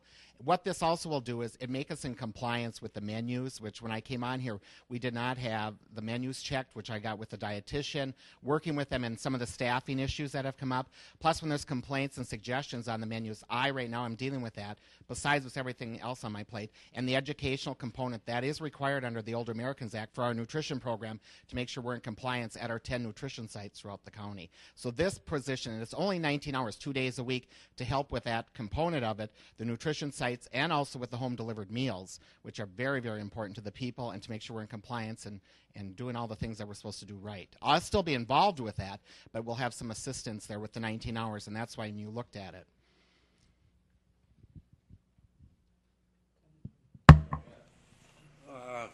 Fred or Brad, either one of you, what happens if we don't get a grant for the $15,000?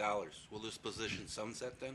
We already put that in the budget. If you looked at the budget, we allocated, because some of my time that was allocated under the aging was actually sent to the Aging Disability Resource Center and some of the other staff components. So we had figured that in the budget. I put it in the nutrition amount, which is looking at, that's where we had allocated the money. That's why we only went 2 days a week, no benefits and all of that. I understand that, but Yeah. down the road, if we lose that grant, how will we pay for this position?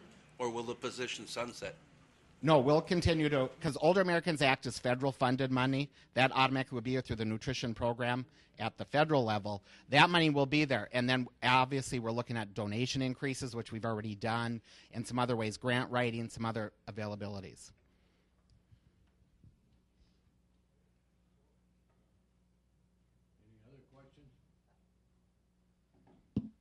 Again, could I ask for how the Finance Committee voted on this? They all voted yes. Thank you.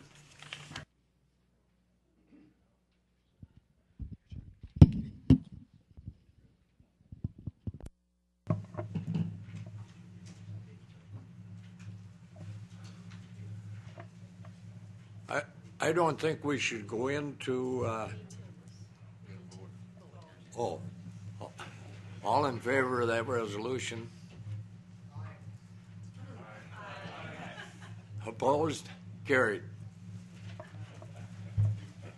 I think we'll hold up now. Instead of going into the budget, we'll hold up for the ceremonies outside, because we just get started on the budget and then we'd have to quit, so. Take the Fairplex resolution? Hmm? Do you want to take the Fairplex resolution, or will there be discussion? Oh, yeah, I suppose we could take number 9, resolution St. Croix County Board of Supervisors in support of St. Croix County Fairplex. Mr. Anybody Chairman, want to bring that forward? I move to bring it to the floor, and I would like to request that Mr. Chris Libby have a chance to speak about this program, about the fundraising for just a few minutes. He's here. Okay. Seconded? Seconded by Buck. Come forward. As long as you don't talk over about 5 minutes, we'll let you speak.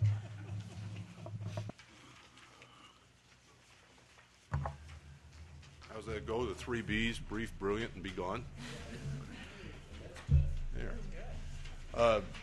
Just real quickly, I think many of you are probably aware from the news media that we have a project that's been going on now for several years. The goal of that is to sustain what we now call the Fairplex into the future, not only for the traditional programming around the county fair, the St. Croix Valley PRCA Rodeo, but also all the other activities that take place there.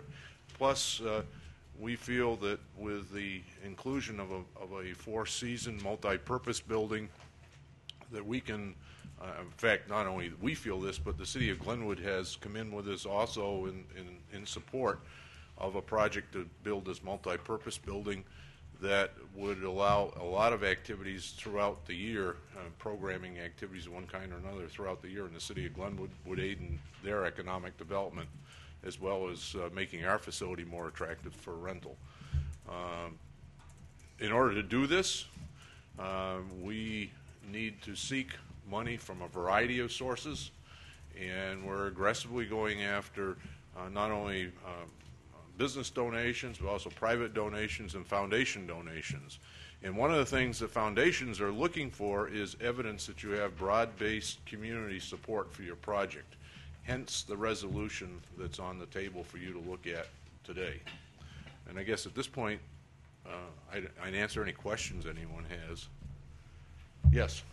Do you have in mind a specific amount of a donation from the county? At this point in time, we have not approached the county for any specific monies. Do you anticipate doing so in the future?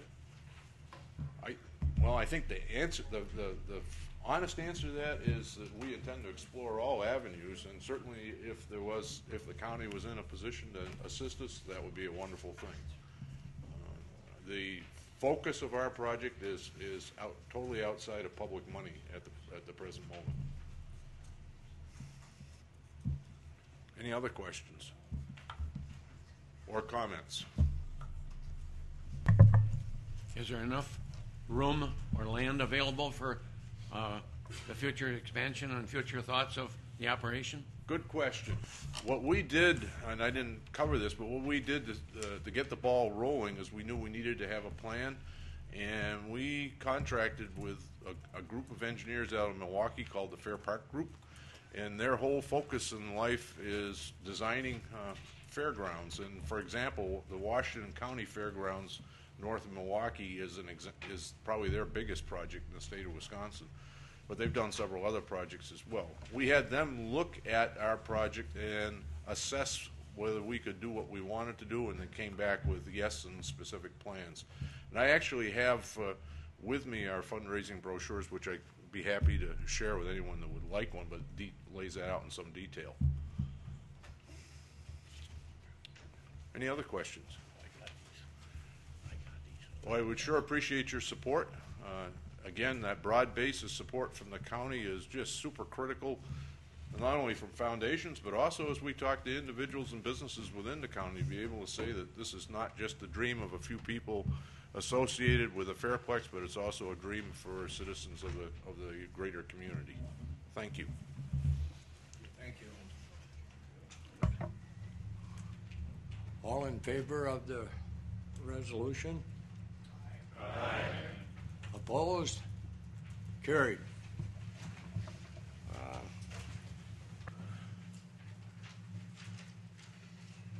don't think we got enough time to discuss, I don't think.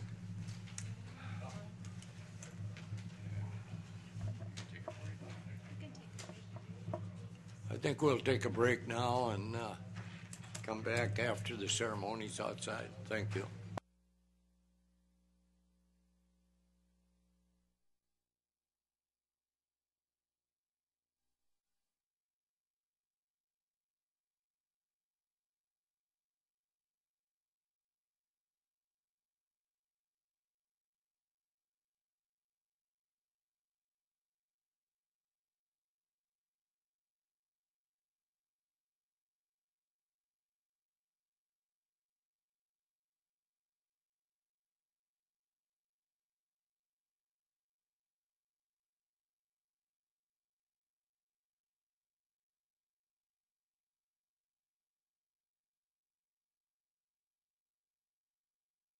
Discuss it first.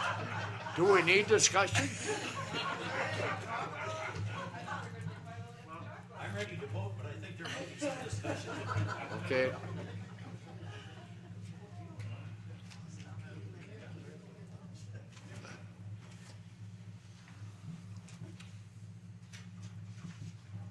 She goes, Jerry? Thank you, Mr. Chairman. If I understand what we've just done here, we have adopted the tax levy and, no, not yet? Placed it on the floor for discussion. It's just on the floor. Oh, okay, it's placed on the floor.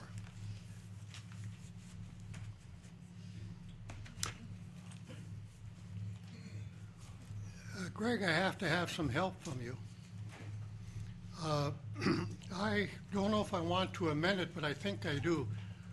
What I'm striving for here is I would like the Highway Committee to have an opportunity at our December board meeting to present its rationale on why it needs to have the $400,000 deduct that we have in our budget reduced. And so I guess that's a discussion point, is it not, if we can do that? I think the discussion at this point is whether or not to adopt this budget as presented or through further discussion as modified. As the county board did last year, you can bring this item back in December for an amendment to the budget if you believe that some numbers should be changed. And I don't think there's anything that would prevent the Transportation Committee from presenting an argument that some numbers have to be moved around for the purposes that you believe they need to be moved for. So you can adopt the budget today, but that doesn't prevent you, your committee, or any other committee from coming back in December to request amendments to the budget. Okay, thank you. I'll wait and see how things go and think about it. Thank you. But Mr. Chairman, there is one kind of a procedural thing. I remember that back in the 1990s, during this phase of discussion, there would usually be a statement made that that there can be line item transfers during the year for minor adjustments by the Finance Committee. And we had a discussion in the Finance Committee just this week, or just last week, that highlighted the importance of that. So I'm not going to propose any amendments or something like that, but just note that we're continuing to operate on the same assumption. There is a particular statute that can be brought into play, but as long as we all understand that transfers within line items for modest adjustments that, of course, don't change the tax levy can be done by the Finance Committee as part of routine work.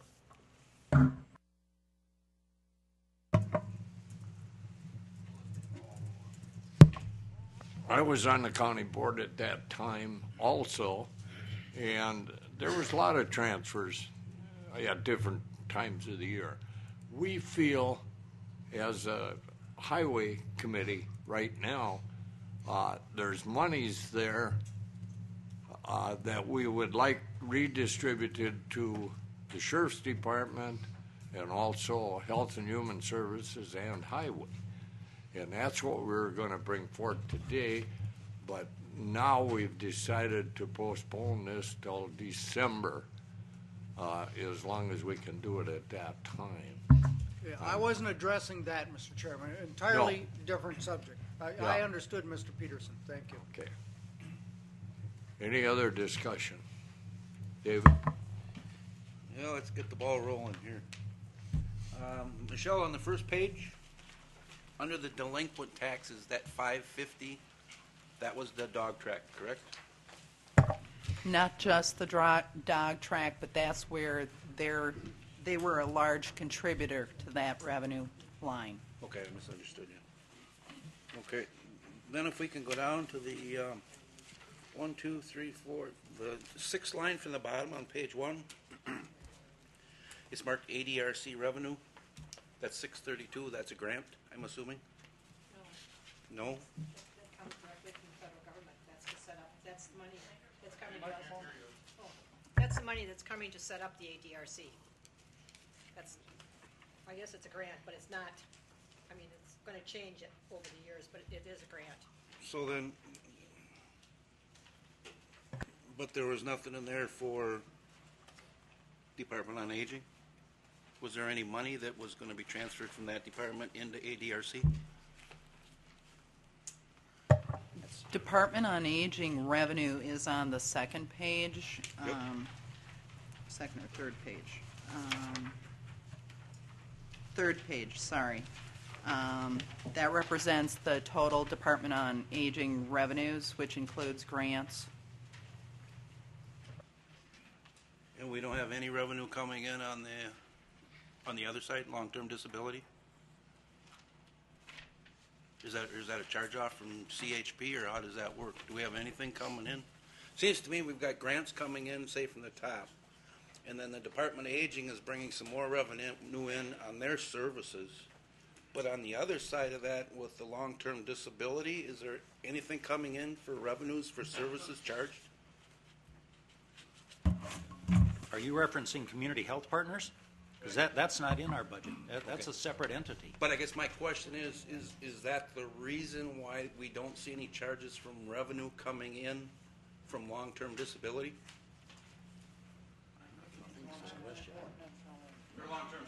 I must admit, I'm not following your train of thought here, Dave.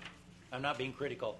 No, Just- if I've got, say, on a line here, I've got ARDC. And above that, I've got a line or an arrow coming into that from federal or state money, okay? And down below, I've got the Department of Aging. And for charges for services, we've got money coming in as revenue through that department, correct? That's coming in. On the other hand, on the other side of that, on ADRC, and we've got the long-term support, are we going to have anything coming in there as far as revenue?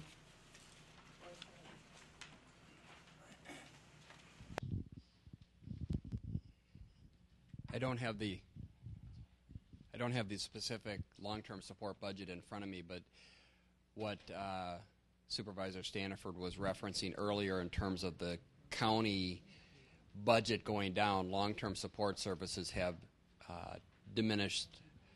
That budget has gone down significantly, and that's primarily state and federal revenue that will be moved towards the private care management organization. Now, in the long-term support budget under the Health and Human Services component, we did leave some funding in there, which would have county appropriations and probably some basic county allocation and maybe some fee-for-service for the services that are left over after long-term care reform. So that budget went from a $13 to $14 million budget down to about a $3 million budget this year. What we're going to be doing likely in the future, and I don't know if this is answering your question or not, but what we did this year I'll speak to first. We took the Aging and Disability Resource budget and put that as a separate item for this board to see. We left the aging budget as a separate budget in the line item for this board to see, as well as what's left over for long-term support services. And the reason we did that is that there was some concern raised that the aging and disability resource budget, the $632,000, would be immediately supplanted with or supplemented with county appropriations. And in this budget, you see that that's not the case. Actually, what we were able to do is take some of the aging services and slide them into and be funded by the ADRC, but we left the aging budget alone, partly with all of its revenues and all of its expenses that have been in previous budgets, to demonstrate to this board and primarily to the Aging and Disability Resource Center board that that budget didn't change significantly. The revenues and the expenses, and we then left the long-term support budget to show the decrease as a result of long-term care reform. What we're hoping to do is to consolidate those in next year's budget so that it won't be all of these three budgets. We would really be looking at bringing them into one budget, because that's where all of the services will be delivered. What's left over for long-term support will be moving to the ADRC. All of the aging programs are administered now by the ADRC, but for purposes of this budget process, we wanted to allow this board an opportunity to see the comparison from 2008 to 2009 for each department that is now going to be over the course of 2009 consolidated. So I don't know if that answered your question, but really the revenues and the expenses and the funding for long-term support is diminished significantly, primarily related to federal and state funding. But the long-term support, isn't that going to CHP and not ADRC? Yes, all of the primary portion of the state and federal funding, plus approximately $2 million of county appropriations, will be earmarked and is earmarked in this budget to be moved to the private care management organization. You didn't see a significant adjustment in the county appropriations for long-term support this year because of the plan to do a 5-year buy-down of the county appropriations to 22% of our basic county allocation. So we'll go from approximately a $2.7 million commitment to $376,000, and over the course of the next 4 budget cycles, you should see that amount decrease ultimately to that $376,000. But you didn't see the county appropriations adjust proportionately to the federal and state money because we needed to buy into the program. That's the way it was set up through the state. That's what the legislature put together, and that's how we are buying in our county appropriations portion plus the state and county. There are services that are left over after reform, but those will be administered primarily through the Aging and Disability Resource Center. I hope that answers your question.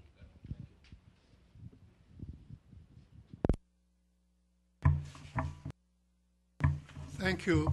I wished I knew parliamentary procedure, but I have to depend on Greg all the time. But anyway, here's what I'd like to see us do as it relates to the budget. We have to agree that the budget is a very complex issue that we're discussing here today. And I have a feeling that we're going to approve the levy and the budget.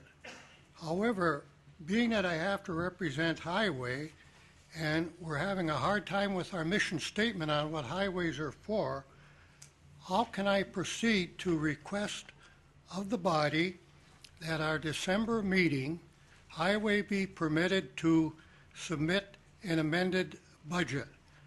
I feel that we really didn't do our homework at highway, and this is a learning experience for us. If I would have known this is how everything goes, we'd have spent more time at highway and bugged finance a little bit at their finance meetings. But I think being that it's very complex, I'd like to have an opportunity on the December board meeting for highway to present an amended budget for the highway department. If that's permissible, Greg, I don't know.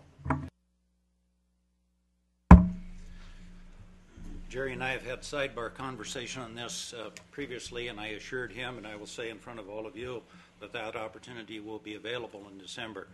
On behalf of the Finance Committee, what we'll ultimately urge you today to do is to adopt the resolution that's in front of you.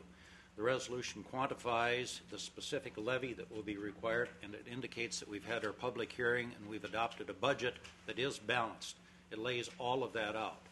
Within the context of that, what I've assured Jerry is that at the December meeting, Highway will have an opportunity to come back with a specific, not amended budget, but a budget amendment. Let's flip those phrases around. It would be a budget amendment, and we will consider that. At that time, we will have some information that I previously indicated we don't have now. The open enrollment period ends this week. We will know how many non-represented employees did in fact go into the high deductible plan. We'll know several pieces of information that will relieve some budget pressure that we don't know now. With that information, Highway will have an opportunity to request consideration of their proposal to return some dollars to the highway area. They can make their case. I'm not taking any position on any of that. But I'm telling you that I've assured Jerry that Highway will have that opportunity, and that would be a discussion that we can appropriately have in December.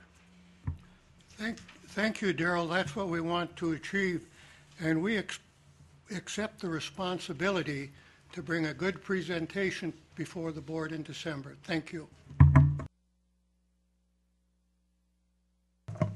Any other discussion? Michelle, on page 5, under Health and Human Services, you got the county farm which transferred to HHS. What was that 40,000 for? Rent. Rent. Rent on the farm. Okay. But that should be coming in as a revenue, not an expense, though, right? Well, it comes in as a revenue. Don't get her started on her foresight. I take it all back. Okay.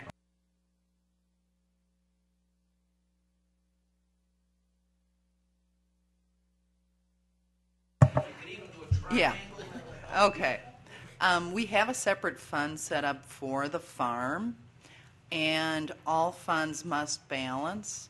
So the rent revenue comes into the farm, and then it has to be offset by an expense, and the expense that has historically occurred is a transfer to the Health and Human Services Fund, and Health and Human Services had the transfer inside budgeted. So it's an accounting methodology to just balance the fund. It doesn't have an impact on the levy.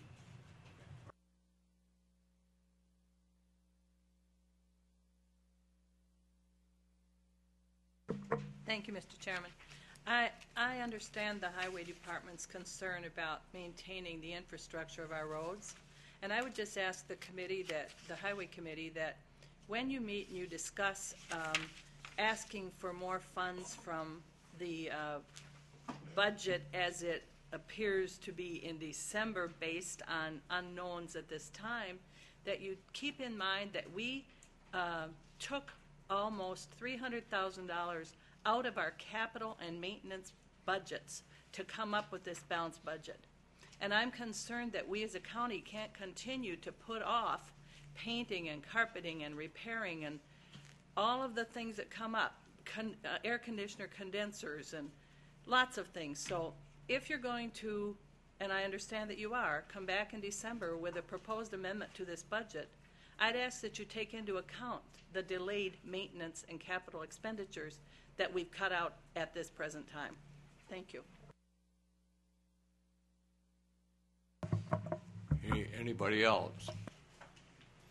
Yes, I was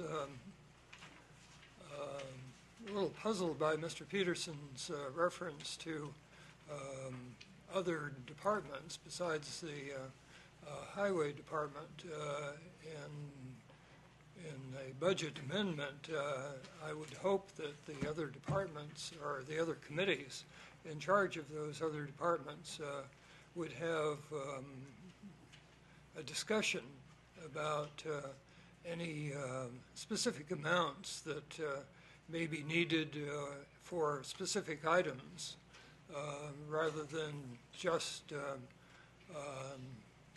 a blanket assumption that certain dollar figures should be provided to additional departments. And I would hope that in December we could discuss those specific items. Thank you. Mr. Chairman, it was not my intent to just pull highway out. I feel that any department that feels that they can present a rationale in a case should do it. And in highway, we feel very strongly that with the monies we've been budgeted over the years, we are not able to fulfill our mission. The good governor in the state of Wisconsin, at 2 sessions, took money from the Highway Trust Fund and put it in the general fund and used it for education. Highway has had its budget cut 2 years by the county board if it goes this way this year. And so Highway feels a responsibility to advocate. Maybe we can't win, but at least we got to take a crack at trying to get more monies for highway. And any other committee that feels that way can do the same thing we're trying to do, as I understand it, at the December meeting.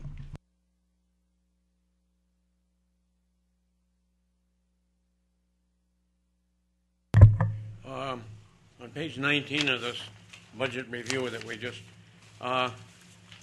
capital projects, and I see in 2008, 875,000 there, 2009, nothing. Are we going to be hurting the following year and get into something that we should be laying out for capital projects?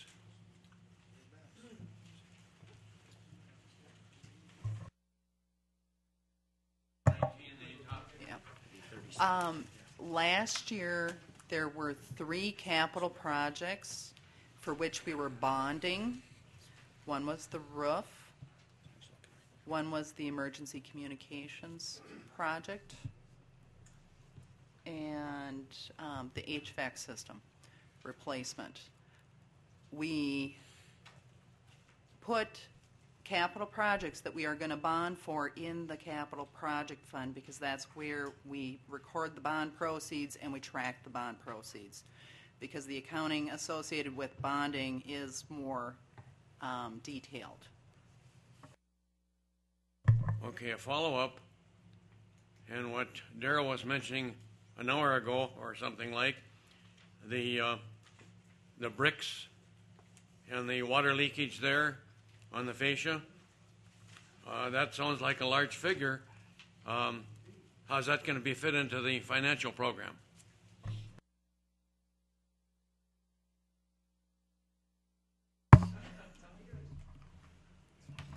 Well, as I indicated, all we know at the present time is the estimate on the west wall. And the estimate to repair what is probably the most damaged wall, because that's the one that comes down over the lower area, is $240,000. What I'm saying is I don't know that you can extrapolate that and say it's $240,000 times 4. We don't know. There have been very detailed explorations done there. Bricks have been removed. There's a very careful analysis of what it would take to fix that. Let's say that it might be $750,000 or $800,000. The point is, right now in the capital projects, we do have sufficient funds to take care of that prior to bonding. Now, we've got some other capital needs next year. I hope we don't have to use up that project fund just for this facility, but at this point, we don't know. And I can't be more expansive than that, because all we know is the estimate on the west wall. And a follow-up, if I may ask, we have some maintenance, and I don't have the figures, and up at New Richmond there, on those buildings, how does that fit into the picture? In the budget right now, in the HHS budget, if I recall, there's approximately $100,000, maybe a little bit more than that, for some of the very specific things that need to be done in the HHS building that are a matter of safety. There are some things that need to be done. Long term, that is a very good point. The analysis needs to be done where we go with the HHS department. I really think there's a consensus amongst board members that the old building itself, the existing HHS building, cannot justify major capital improvements because it's an obsolete building. Part of the graphic that we need to do is what do we do with the folks that are currently in that building and where do we transition them? And that leads into a whole different discussion, time of which we don't have today. But there won't be major dollars, John, put into that building. It is not cost justifiable. Thank you. At the October County Board meeting, when Art Tobin first brought to our attention the deteriorating condition of this building, the suggestion was made that we look at the possibility of recovering from the architects and or contractors for what appears to me to be an improperly constructed structure. Relatively speaking, this building is not that old. I asked at that time, do we have recourse to the contractor and or architect? And if I remember right, the response was we're looking into it. Has any progress been made on that? And I think we owe it to our constituents to recover from those who caused these problems the damage to rectify them, the cost of rectifying the damage. We're still looking into it. What that now includes is recommendations to finance next month for outside engineering and legal counsel to review drawings, the specifications, the as-built drawings, and evaluation of whether or not it was a design flaw or a construction flaw, workmanship flaw, or both, and what, if any, rights we have to proceed against any of those involved, the architect or the general contractor.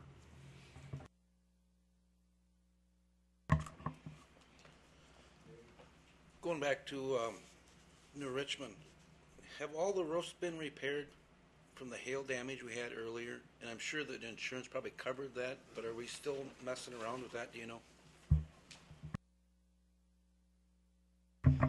Unless Art's here, or Kristen, you know.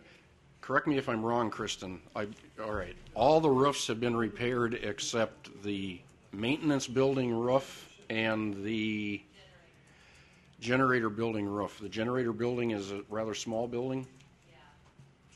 And the maintenance building roof was scheduled to be done this week.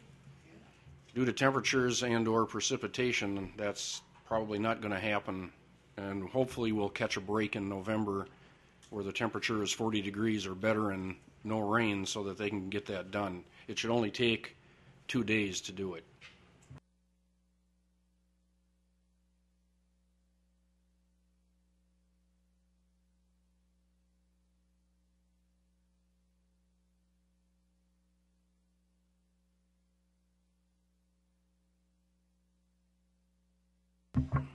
So it gets on the recording, Dave. Yes, it's all covered by insurance. And what about the vehicles?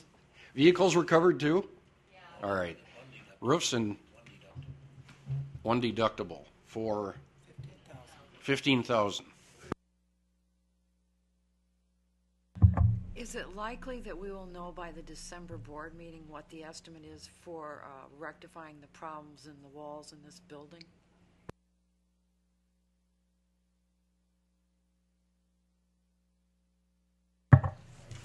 That may not be known in its entirety, as I understand it. In order to figure out the whole cost, they are going to have to do the same type of test around the building again.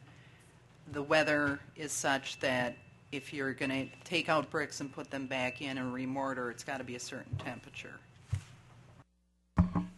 The reason the west wall was analyzed, and I want to stress the significance of that, it's where we go down and there is a metal plate that comes down over the next roof as far as the membrane. It would be foolish to proceed with the roof on that lower level without taking care of the fact that there's water coming in and that metal fascia needs to come out in a manner in which it doesn't now, because to do that we would almost have to destroy it at such time as it was fixed. So that really becomes an integral project all at one time. The remainder of the building is not that case. It needs to be fixed, but the roof can be put on as a separate issue from fixing the water. You understand what I mean? Well, my concern was I was hoping that we would have some idea of the total cost there before we get to amending the budget. Daryl also reminded me that, or you might bring in the sidebar that many or all of the windows are also included, not just the walls.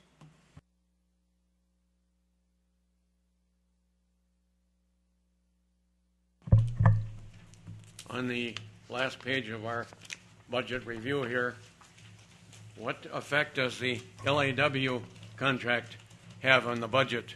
And it's unknown at this time. What, any ballpark figures or what? No.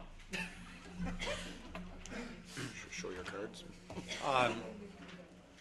I'm not trying to be cute here, but we're in negotiation. And I would be, I think, very ill-advised to make any comment or any statement because that would seem to preclude that's our offer. We have not exchanged financial offers at this point. I'm just trying to be straightforward. We've not received a request. We've not made a proposal. We're dealing with language issues. At some point, we're going to settle. What I earlier said is I think we'll settle someplace above zero. But I don't know what.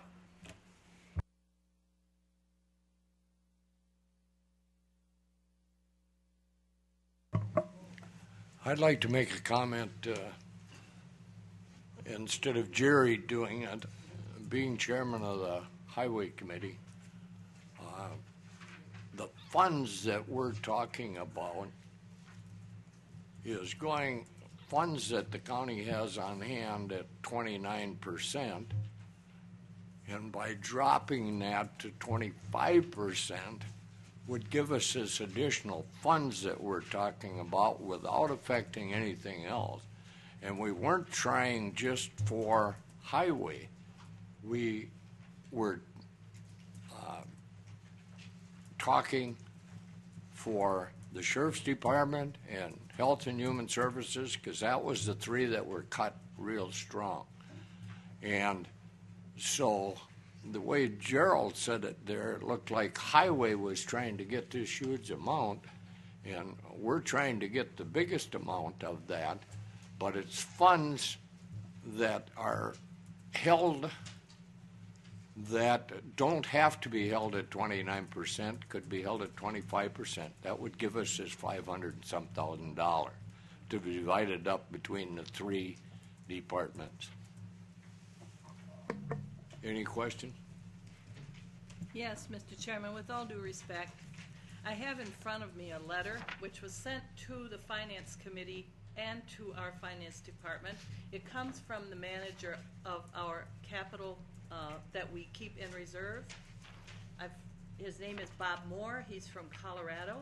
And with your permission, I would like to read this letter and also ask that everyone be given a copy of this auditor's report, which lists since 2004 the percentage of our of our levy, which we have kept in reserve in our funds. If you look first at this, I can't hand it out to you because I didn't make copies. We have gone from 30.7% in 2004, 32.1 2005, 34.3 2006, 29.1 in 2007. That's the percentages which are used by the bond market to decide whether or not they're going to come in and give us a good bond rating. Not only a bond rating from Moody's, but the bidders to buy our bonds look at the numbers that we have in that reserve. Having said that, that's the auditor's report. This is the letter that came from Bob Moore, and I'm not reading this to give any compliments to anyone, although this letter is complimentary. I just want you all to know that according to Mr. Moore's opinion, the fact that we have maintained good reserves over and above 25% has contributed to the good bond rates we get when we go out to the market. Here's what he says. Dated October 27th. Do I have permission to read this? Or shall I just make copies and we'll put them in everybody's mailbox? Why don't we do that? Okay. And the percentages there are hearsay. I mean, Well, they're in the auditor's we don't report. know if 29% or 25 are going to change our bond efficiency to borrow. So, I mean, that's hearsay. But if we could have that in everybody's packet next month. Okay, thank you. Elfie? Chairman, we've talked, Sherry's talked about how much we've lost from the governor of the state of Wisconsin. What's that figure at? I'm reluctant to give it off my head, Alfie, but we will be glad to bring documentation for it. It's in the millions of dollars, but I don't have the exact figure. Maybe Michelle does. No. So, but Highway will assume the responsibility of getting those figures for you for our December meeting. It's the only safe thing I can do. Mr. Chairman, we seem to be anticipating a discussion for next month when some of our members are going to bring up for consideration a whole bunch of stuff, and there'll be new information available then. Seems to me this would be a good time to vote on the pending resolution. And then we got to remember to go back to number 3.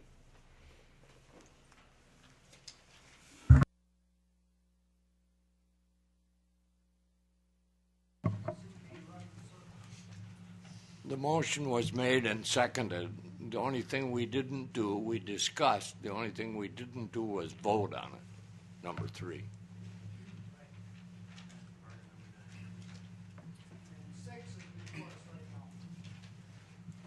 So you're ready for the vote on number 3? Oh, yeah, 6. But he wanted to clear up number 3. If you wanted to clear up number 3. We'd have to go back to that. After 6. Okay. Roll call vote on number 6 on our budget.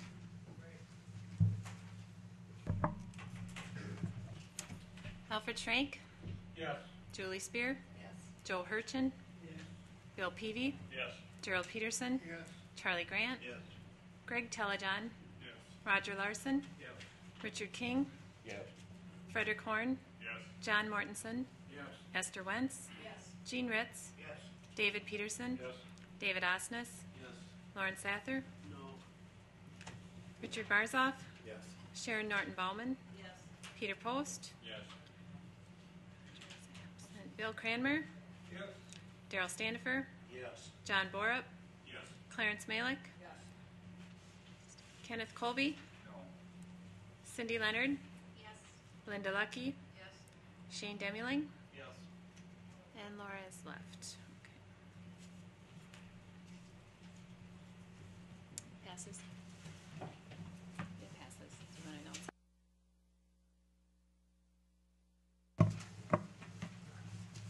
Budget is passed. Now we're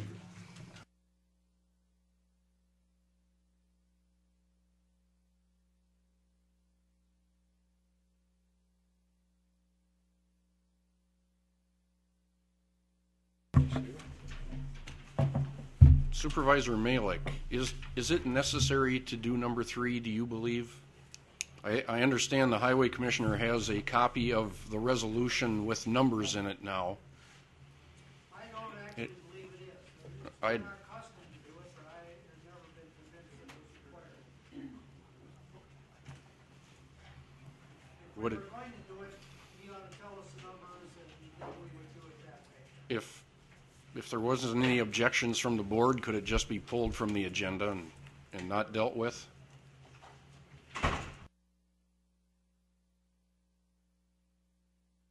Well, I just wondered, do they have to have that last, therefore be it resolved in any way? I mean, I suppose the highway commissioner can hire and fire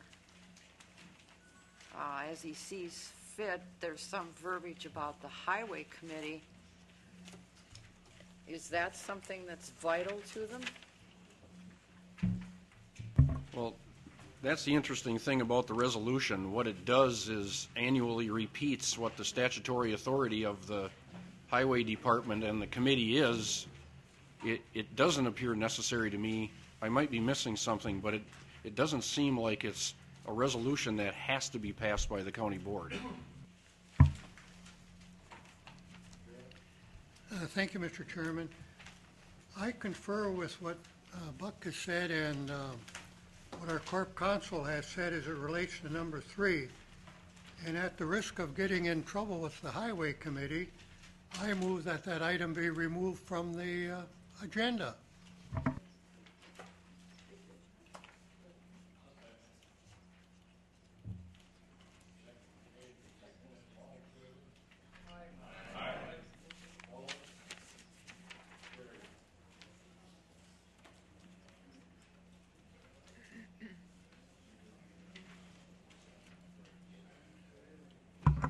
Mr. Chairman, Yes, sir. where does that leave number 2 in the agenda? Oh, we adopted that. We adopted Okay. that one. I thought that was withdrawn. It doesn't change anything, Bill. That was already approved. All right. Thank you. Now we'll go to number 7, nursing home advisory referendum.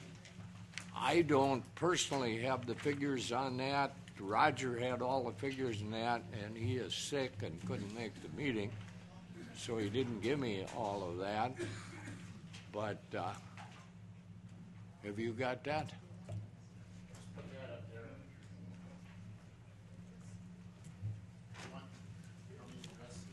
Yeah, you address that. Had a brief discussion with Roger in preparing the agenda for today's meeting. It seemed appropriate to, in some way, shape, or form, address the 2 referendum items that were on the ballot last week. One comment that had been made to me prior to the election that I thought was interesting from one of you was wanting to know how your constituents voted on the nursing home item. Realizing that the voting jurisdictions don't actually align with your county board districts, Planning and Zoning was able to put together this color-coded map, which I think you've all received in your boxes, giving you an indication of how each voting jurisdiction voted. It's notable that no jurisdiction in the county voted against or voted no in the majority on the question. In fact, no jurisdiction voted less than 57% approval. That's a little hard to see from here, but the more affirmative the vote, the more green the colors. So you see those up in the northern part of the county. The yellow a little less so than orange and red. But that's overlaid with your district boundaries, so you can get a feel for how your constituents voted for you. Overall, I think it was about a 2-to-1 vote almost. Anybody else got anything to say on the referendum? I think it gave us real direction on what to go with the nursing home, and it surely showed us not to go from 72 beds to 50, because everybody wants it run just the way it is. And I hope our boards down the road will realize this when we get into number 8, the downsizing of the board, that they will still recognize the big vote that we had for keeping the nursing home open. Darrell? I think it would be dangerous to read into the referendum vote what you just said, with all due respect, Mr. King. I don't think the vote had anything to do with keeping it at 72 or going to a different number. That wasn't the question. We asked for taxpayers' opinion on continuation of the nursing home assuming the property tax dollars were needed to sustain its operations. And there was a very strong vote that indicated affirmative in that direction. The interesting thing to me, and I don't know how to quantify this, and since it's on the agenda just for discussion, I think thoughtfully we want to try and interpret what we learned from that. It was interesting to me, the vote in the context of there being a very organized and specific campaign for a yes vote, but there was no corresponding campaign at all for a no vote. Had there been a straight up educational debate on the question of the nursing home and the financial ramifications, I have no idea what that vote would have been. But the information that we received is valuable. There certainly was a sentiment, and I'll confess, personally I was surprised that there was that strong a sentiment to maintain the nursing home with the continuation of tax dollars. But it would be very interesting to know what the process was when a yes vote was cast. What did a person voting yes think they were voting yes for? I don't know what that is. I don't know what the answer, but without regard to anything with respect to the vote, we still have the dilemma of the nursing home taking a fair amount of our levy support. If that's the direction that we want to go, then we'll accommodate that. And it's in the budget to sustain a nursing home right now at 72. And if that's the direction that we go, we will do it. But the fact that we have a fairly high component of the levy going to the nursing home is going to be necessary for us then to adjust our thought process and our thinking in terms of if we absolutely are going to commit dollars going there, then we need to be prepared for cuts other places. Well, you know, I disagree with your opinion.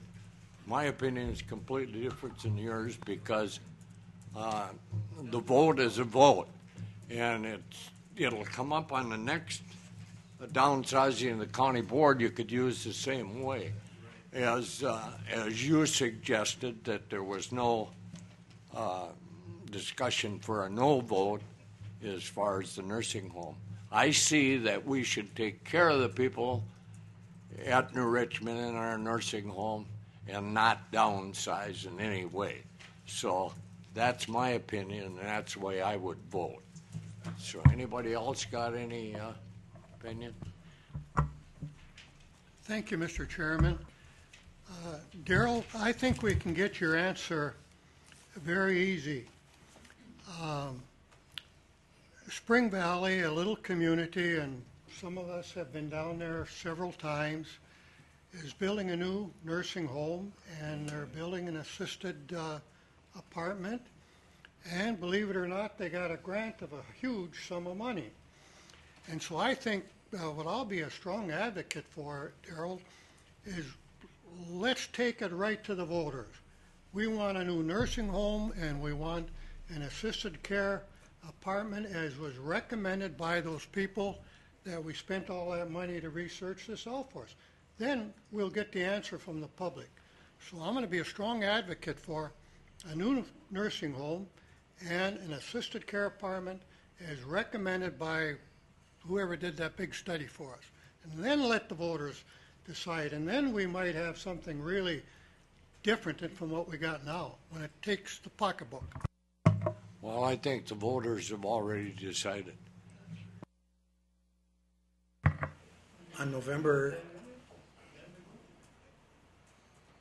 19th at the Health and Human Services Committee, the gentleman from Spring Valley, who is the prime mover behind what's taking place in Spring Valley with respect to its building a new nursing home and an assisted living facility, accompanied with substantial grant money, he's going to speak to us at the Health and Human Services meeting in New Richmond on November 19th.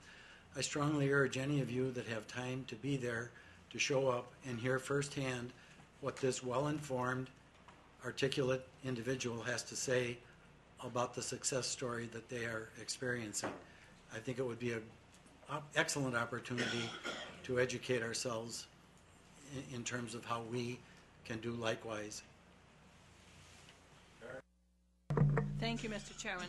I have a couple issues I'd like to speak to. One concerning the vote on the nursing home referendum. But before I do that, I don't want to forget to specifically, as a Finance Committee member, thank Chuck and Michelle and the staff, because the current software that's used in our finance department does not readily accommodate changes in our budgeting process. And I can't even imagine how many hours they spent hand calculating and putting into the computer system all the changes we went through in the last 2 or 3 months. So I really want to give them a big thank you for the work they did.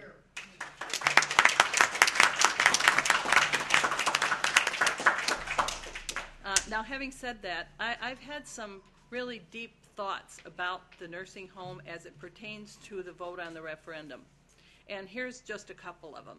It seemed to me that the publicity that came out asking for a yes vote invariably spoke to the needy within our county, the Medicaid assisted people, and how they were the ones that might get short shrift if we close the nursing home. So I'd like to ask the Health and Human Services Board to consider a new admissions policy. Currently, we take first come, first served, is my understanding. If this is truly a county-supported, county-wide supported nursing home, then it might make sense for some discussion to be had about admitting first at the nursing home the Medicaid patients who need the care. That's my first issue. I think I'm forgetting the second one. What I was going to say on that, Karen, is that they do take anybody, and after you've been in the nursing home for a while, your funds are gone. I'm well familiar with that. So then you go on Medicaid. So, yes. I mean, that's the way the system works. So I understand that happens in every nursing home. I know my second issue, because I had an issue with a family member concerning this dilemma that I shall describe. Someone in my family needed dementia care within St. Croix County.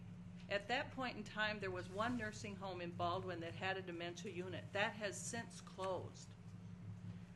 Our county nursing home was not able to accommodate this person because he wandered, and they were concerned about him wandering into many other patients' rooms. Consequently, because he was a veteran, he was able to go to Wapaka, to King, to the state-operated nursing home.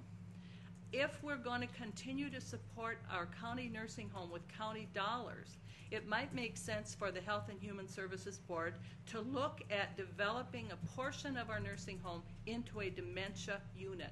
Because right now there's no place in this county for people with dementia to go to be housed and serviced properly.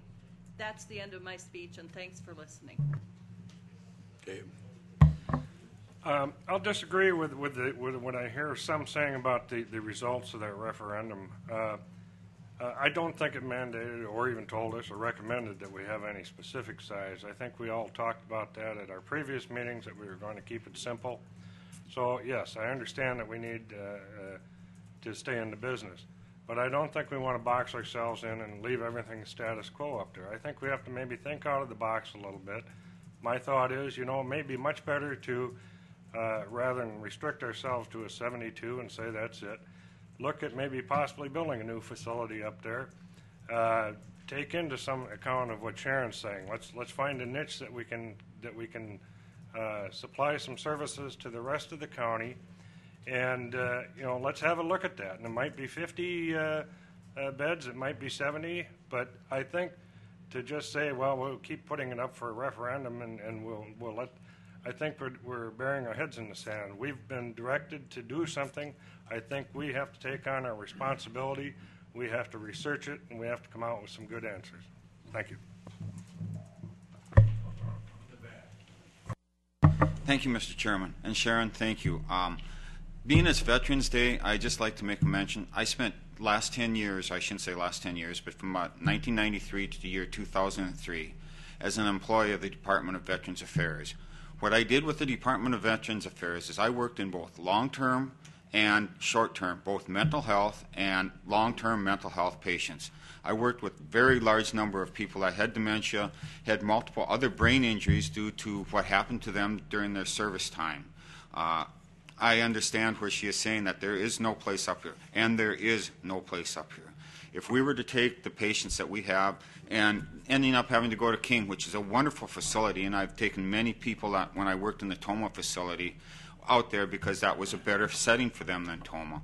We do need to look at those types of cares, and not just for veterans. It just happened to be that I work for the VA, but for all of our people.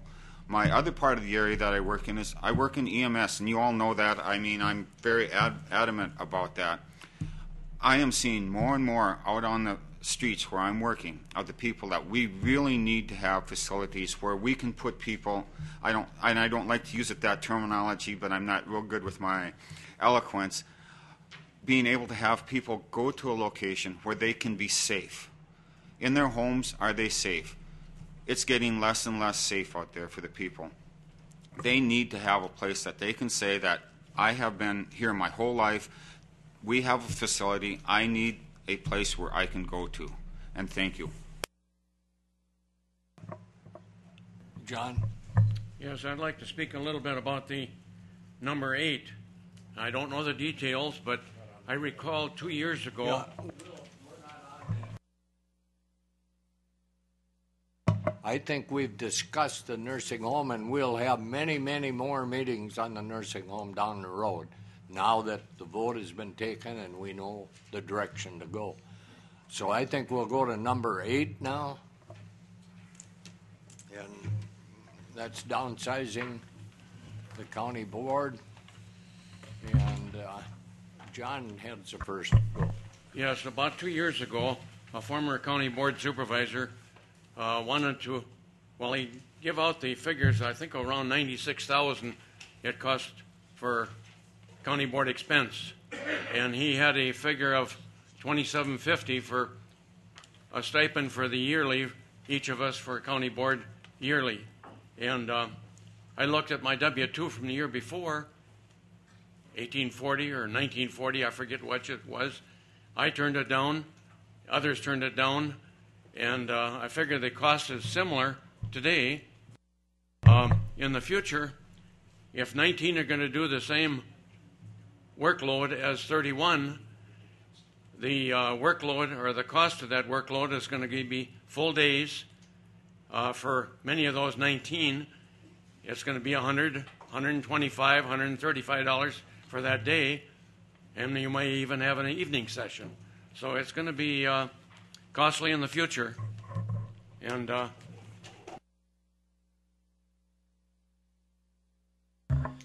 I've thought about this a little bit, and I would suggest that there might be a few things we could all agree on with regard to this downsizing.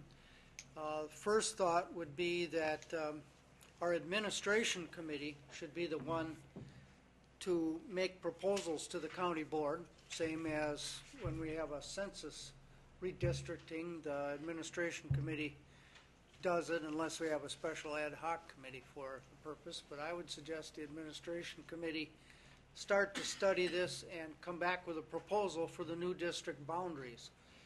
And I would think they shouldn't wait too long, even though it doesn't take effect until the spring of 2010.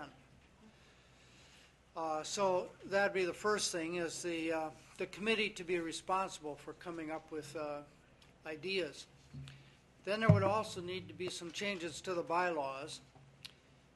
For example, you might want to consider a change which now you can only be on one elected committee. Maybe there ought to be some flexibility about that. I'm not saying it necessarily would, but it deserves some consideration. And then kind of keying off John Mortenson's point, perhaps this is a time to look again at the possibilities of combining some committees that have similar or related functions, maybe like merging parks into highway or something. Planning and zoning with land conservation. You know, just to say it is to make you all angry, but that's a part of my way of keeping everybody awake.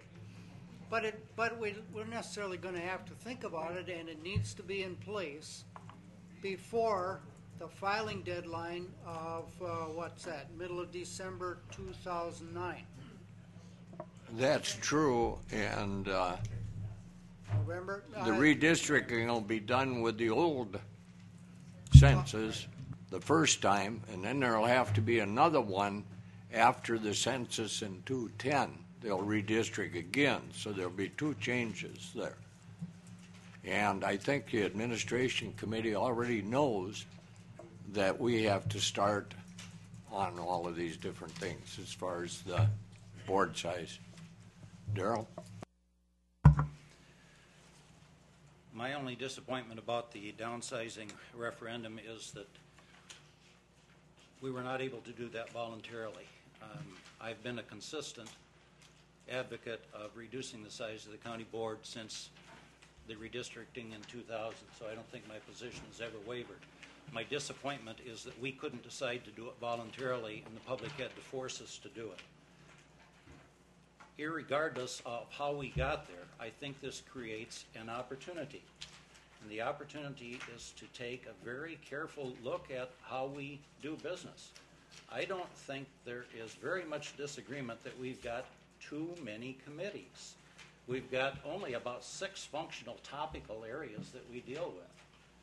I'm not necessarily advocating for 6 committees, but certainly we can streamline and operate with less. We ought to deal with functions of county government and then operate appropriately. So I'm optimistic that over the next year, and the date that we need to keep in mind is the 15th of November of 2009. The way the statute reads is that if a referendum passes affirmatively, as it did here, the county board has the responsibility to come up with a new redistricting plan by the second 15th of November following that vote. So that's the 15th of November of 2009. We need a new redistricting plan by that date, which will then be in place for the next supervisory election, which is the spring of 2010. So that's very straightforward. Over the next year, we can thoughtfully and carefully look at how we do business. And I don't think at this point we should try and jury rig what we're currently doing to fit a reduced number. I think we should back up with a clean slate and say how we do our business, and then design the matrix that will accommodate that kind of function. I think this creates a real opportunity. I'd like to address my question to Mr. Malik. Mr. Malik, you serve on the administrative committee, is that correct? No, sir. No, he doesn't. Okay. Can you name the persons who do?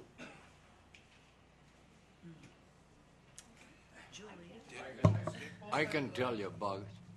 I can tell you. I can tell you. I'm chair of the administration committee, and we got Esther Wendt, and we got Julie Spear, and we got Gene Ritz, and who am I forgetting? Oh, and Darrell Stennifer. I forgot Darrell. He's the one that does all the talking, and I forgot him. But there's a lot of things that's going to come up, and I'm not happy about cutting the board to 60 or 19. I think the board at 31 was doing a good job, and it wasn't costing us any more money than it's going to cost us at 19. I'm sorry to see that the people in the eastern part of the county, where the population is very small, that they aren't even going to know who the person is that's representing them. And I think this is sad. I think 31 with the committees we had and so forth, I think we did a good job. So that's just my opinion. Go ahead, Buzz. Thank you. The reason I asked the question about who serves on the administration committee, it was my mistaken understanding initially that a good number of the signatures garnered on petitions to downsize the board, which was part of the protocol that had to come into place before it became a referendum question, a good number of those petitions were from members of this board. I have to say something that is very compelling and about which I'm very concerned. At the June 2006 Town of Troy, City of River Falls Cooperative Boundary Agreement meeting, which was a public forum, a former county board member and a present City of River Falls council member circulated 270 or garnered, 270 of the petitions that were circulated to bring about this referendum to downsize that board. At that Troy town meeting, this individual, in spite of what Ray Knapp, the town chairman, had said at the start of the meeting, to please show respect to those who were speaking, he kept bad-mouthing the constituents who showed up at this meeting, and I put my hand on his shoulder and I said, would you please show these people the same respect you would want if you were speaking? And he turned around at me and snarled, I don't have to show them any respect. They're not my constituents. Now, if this is the kind of person who's spearheading a movement to downsize our board, what kind of credibility do we place in that kind of an individual and in the outcome of this referendum? Thank you, Mr. Chairman. On a totally different subject, there's two things I've been remiss of saying today. First, I thank Chuck and Michelle, and I was remiss in not giving my heartfelt thanks to all the department heads and staff who really did a lot of hard work to tweak their numbers to make this budget balance. So I don't want all of you people in all the departments out there working to not think that I personally, and as a committee, I'm certain, we're grateful for the hard work you put in. Having said that, I'd also like to have us as a group give a great ho-ho to Chairman Rebholz that he recover and get back here for our next meeting. Thank you.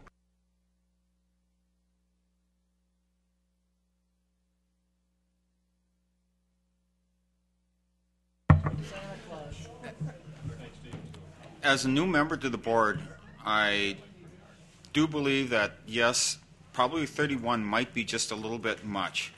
But with the way the referendum was put about, and as Darrell had said earlier to the one about no information, I have asked people why they voted yes. Because you can virtually walk out on the street and walk up to anybody and say, why did you vote yes to downsize it? Well, I really don't know, except that there's a lot of people on the board. Does that mean that by reducing the board to this arbitrary 19, and I still don't know where this 19 came from, I'm still trying to figure out, was it just a spin of a wheel? Or is there a program out there on a computer somewhere that somebody has figured out how they are going to create the ability to have a very super majority for a very few people in a very little area? And that is my belief. I don't believe they spun a wheel. I believe that they're trying to work on a supermajority out there. And I feel that this referendum that was put forth was very politically not an advantage to the constituents in this county. And with the county not being able to, or without being both sides of the information put forward, I believe that the vote and general public out there, I do apologize for you. I think that you were not given the information to be able to know what the truth was. Mr. Chairman, I have one more thing, and I do apologize for this, but I'm also remiss in giving thanks to our Finance Committee Chairman, Mr. Standifer. He has guided us through a very difficult year, and I really want to publicly thank Darrell for his work.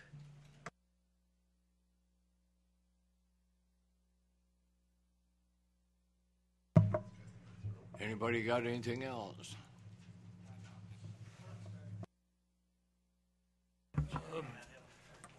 I believe, as I understand it, that the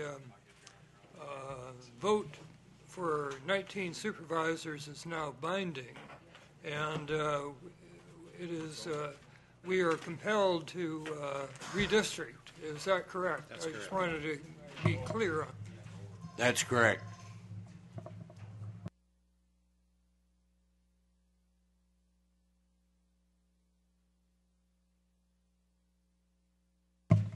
Anybody got anything else?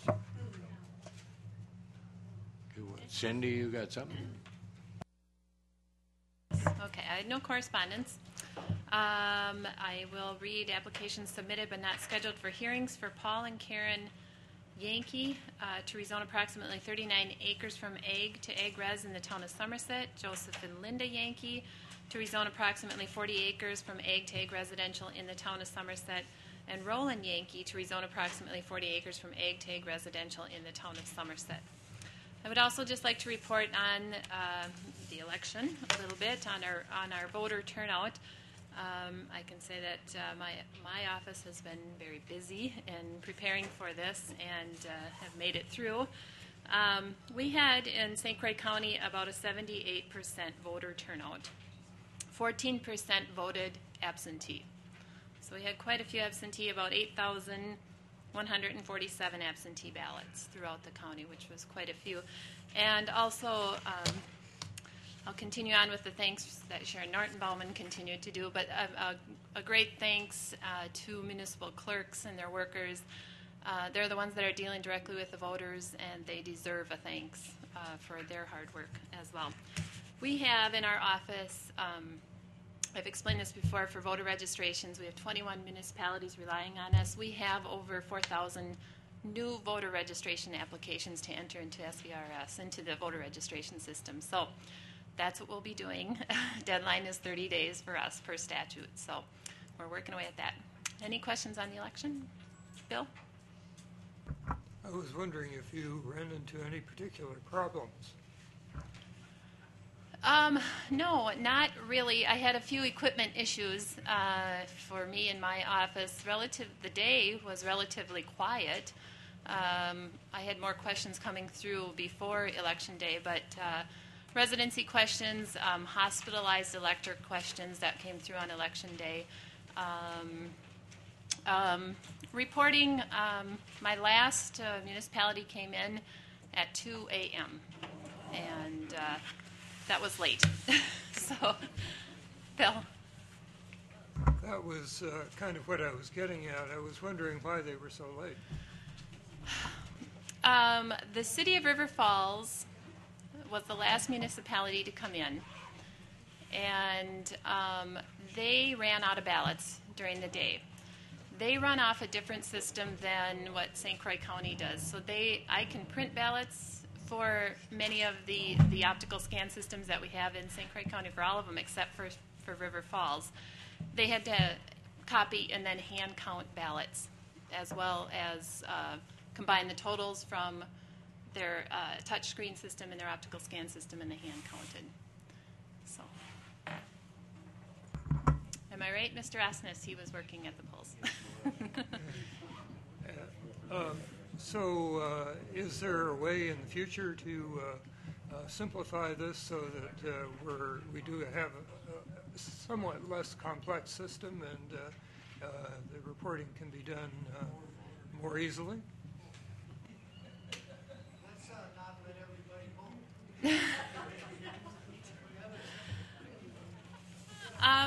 vote. There's always room for improvement, I guess. I don't know why the city of River Falls came in so late, but they came in late. I know that a lot of the late results came in because of the number and the volume of absentee ballots that they were unable to process during the day. They had to wait till after 8 to process that, the number. And that's what took so long. The town of Somerset came in at 1 because they had 1 a.m. They had so many absentees to process and were unable to process throughout the day. So, anything else?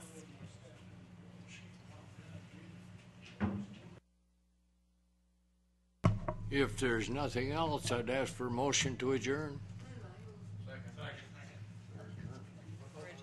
All in favor? Adjourn.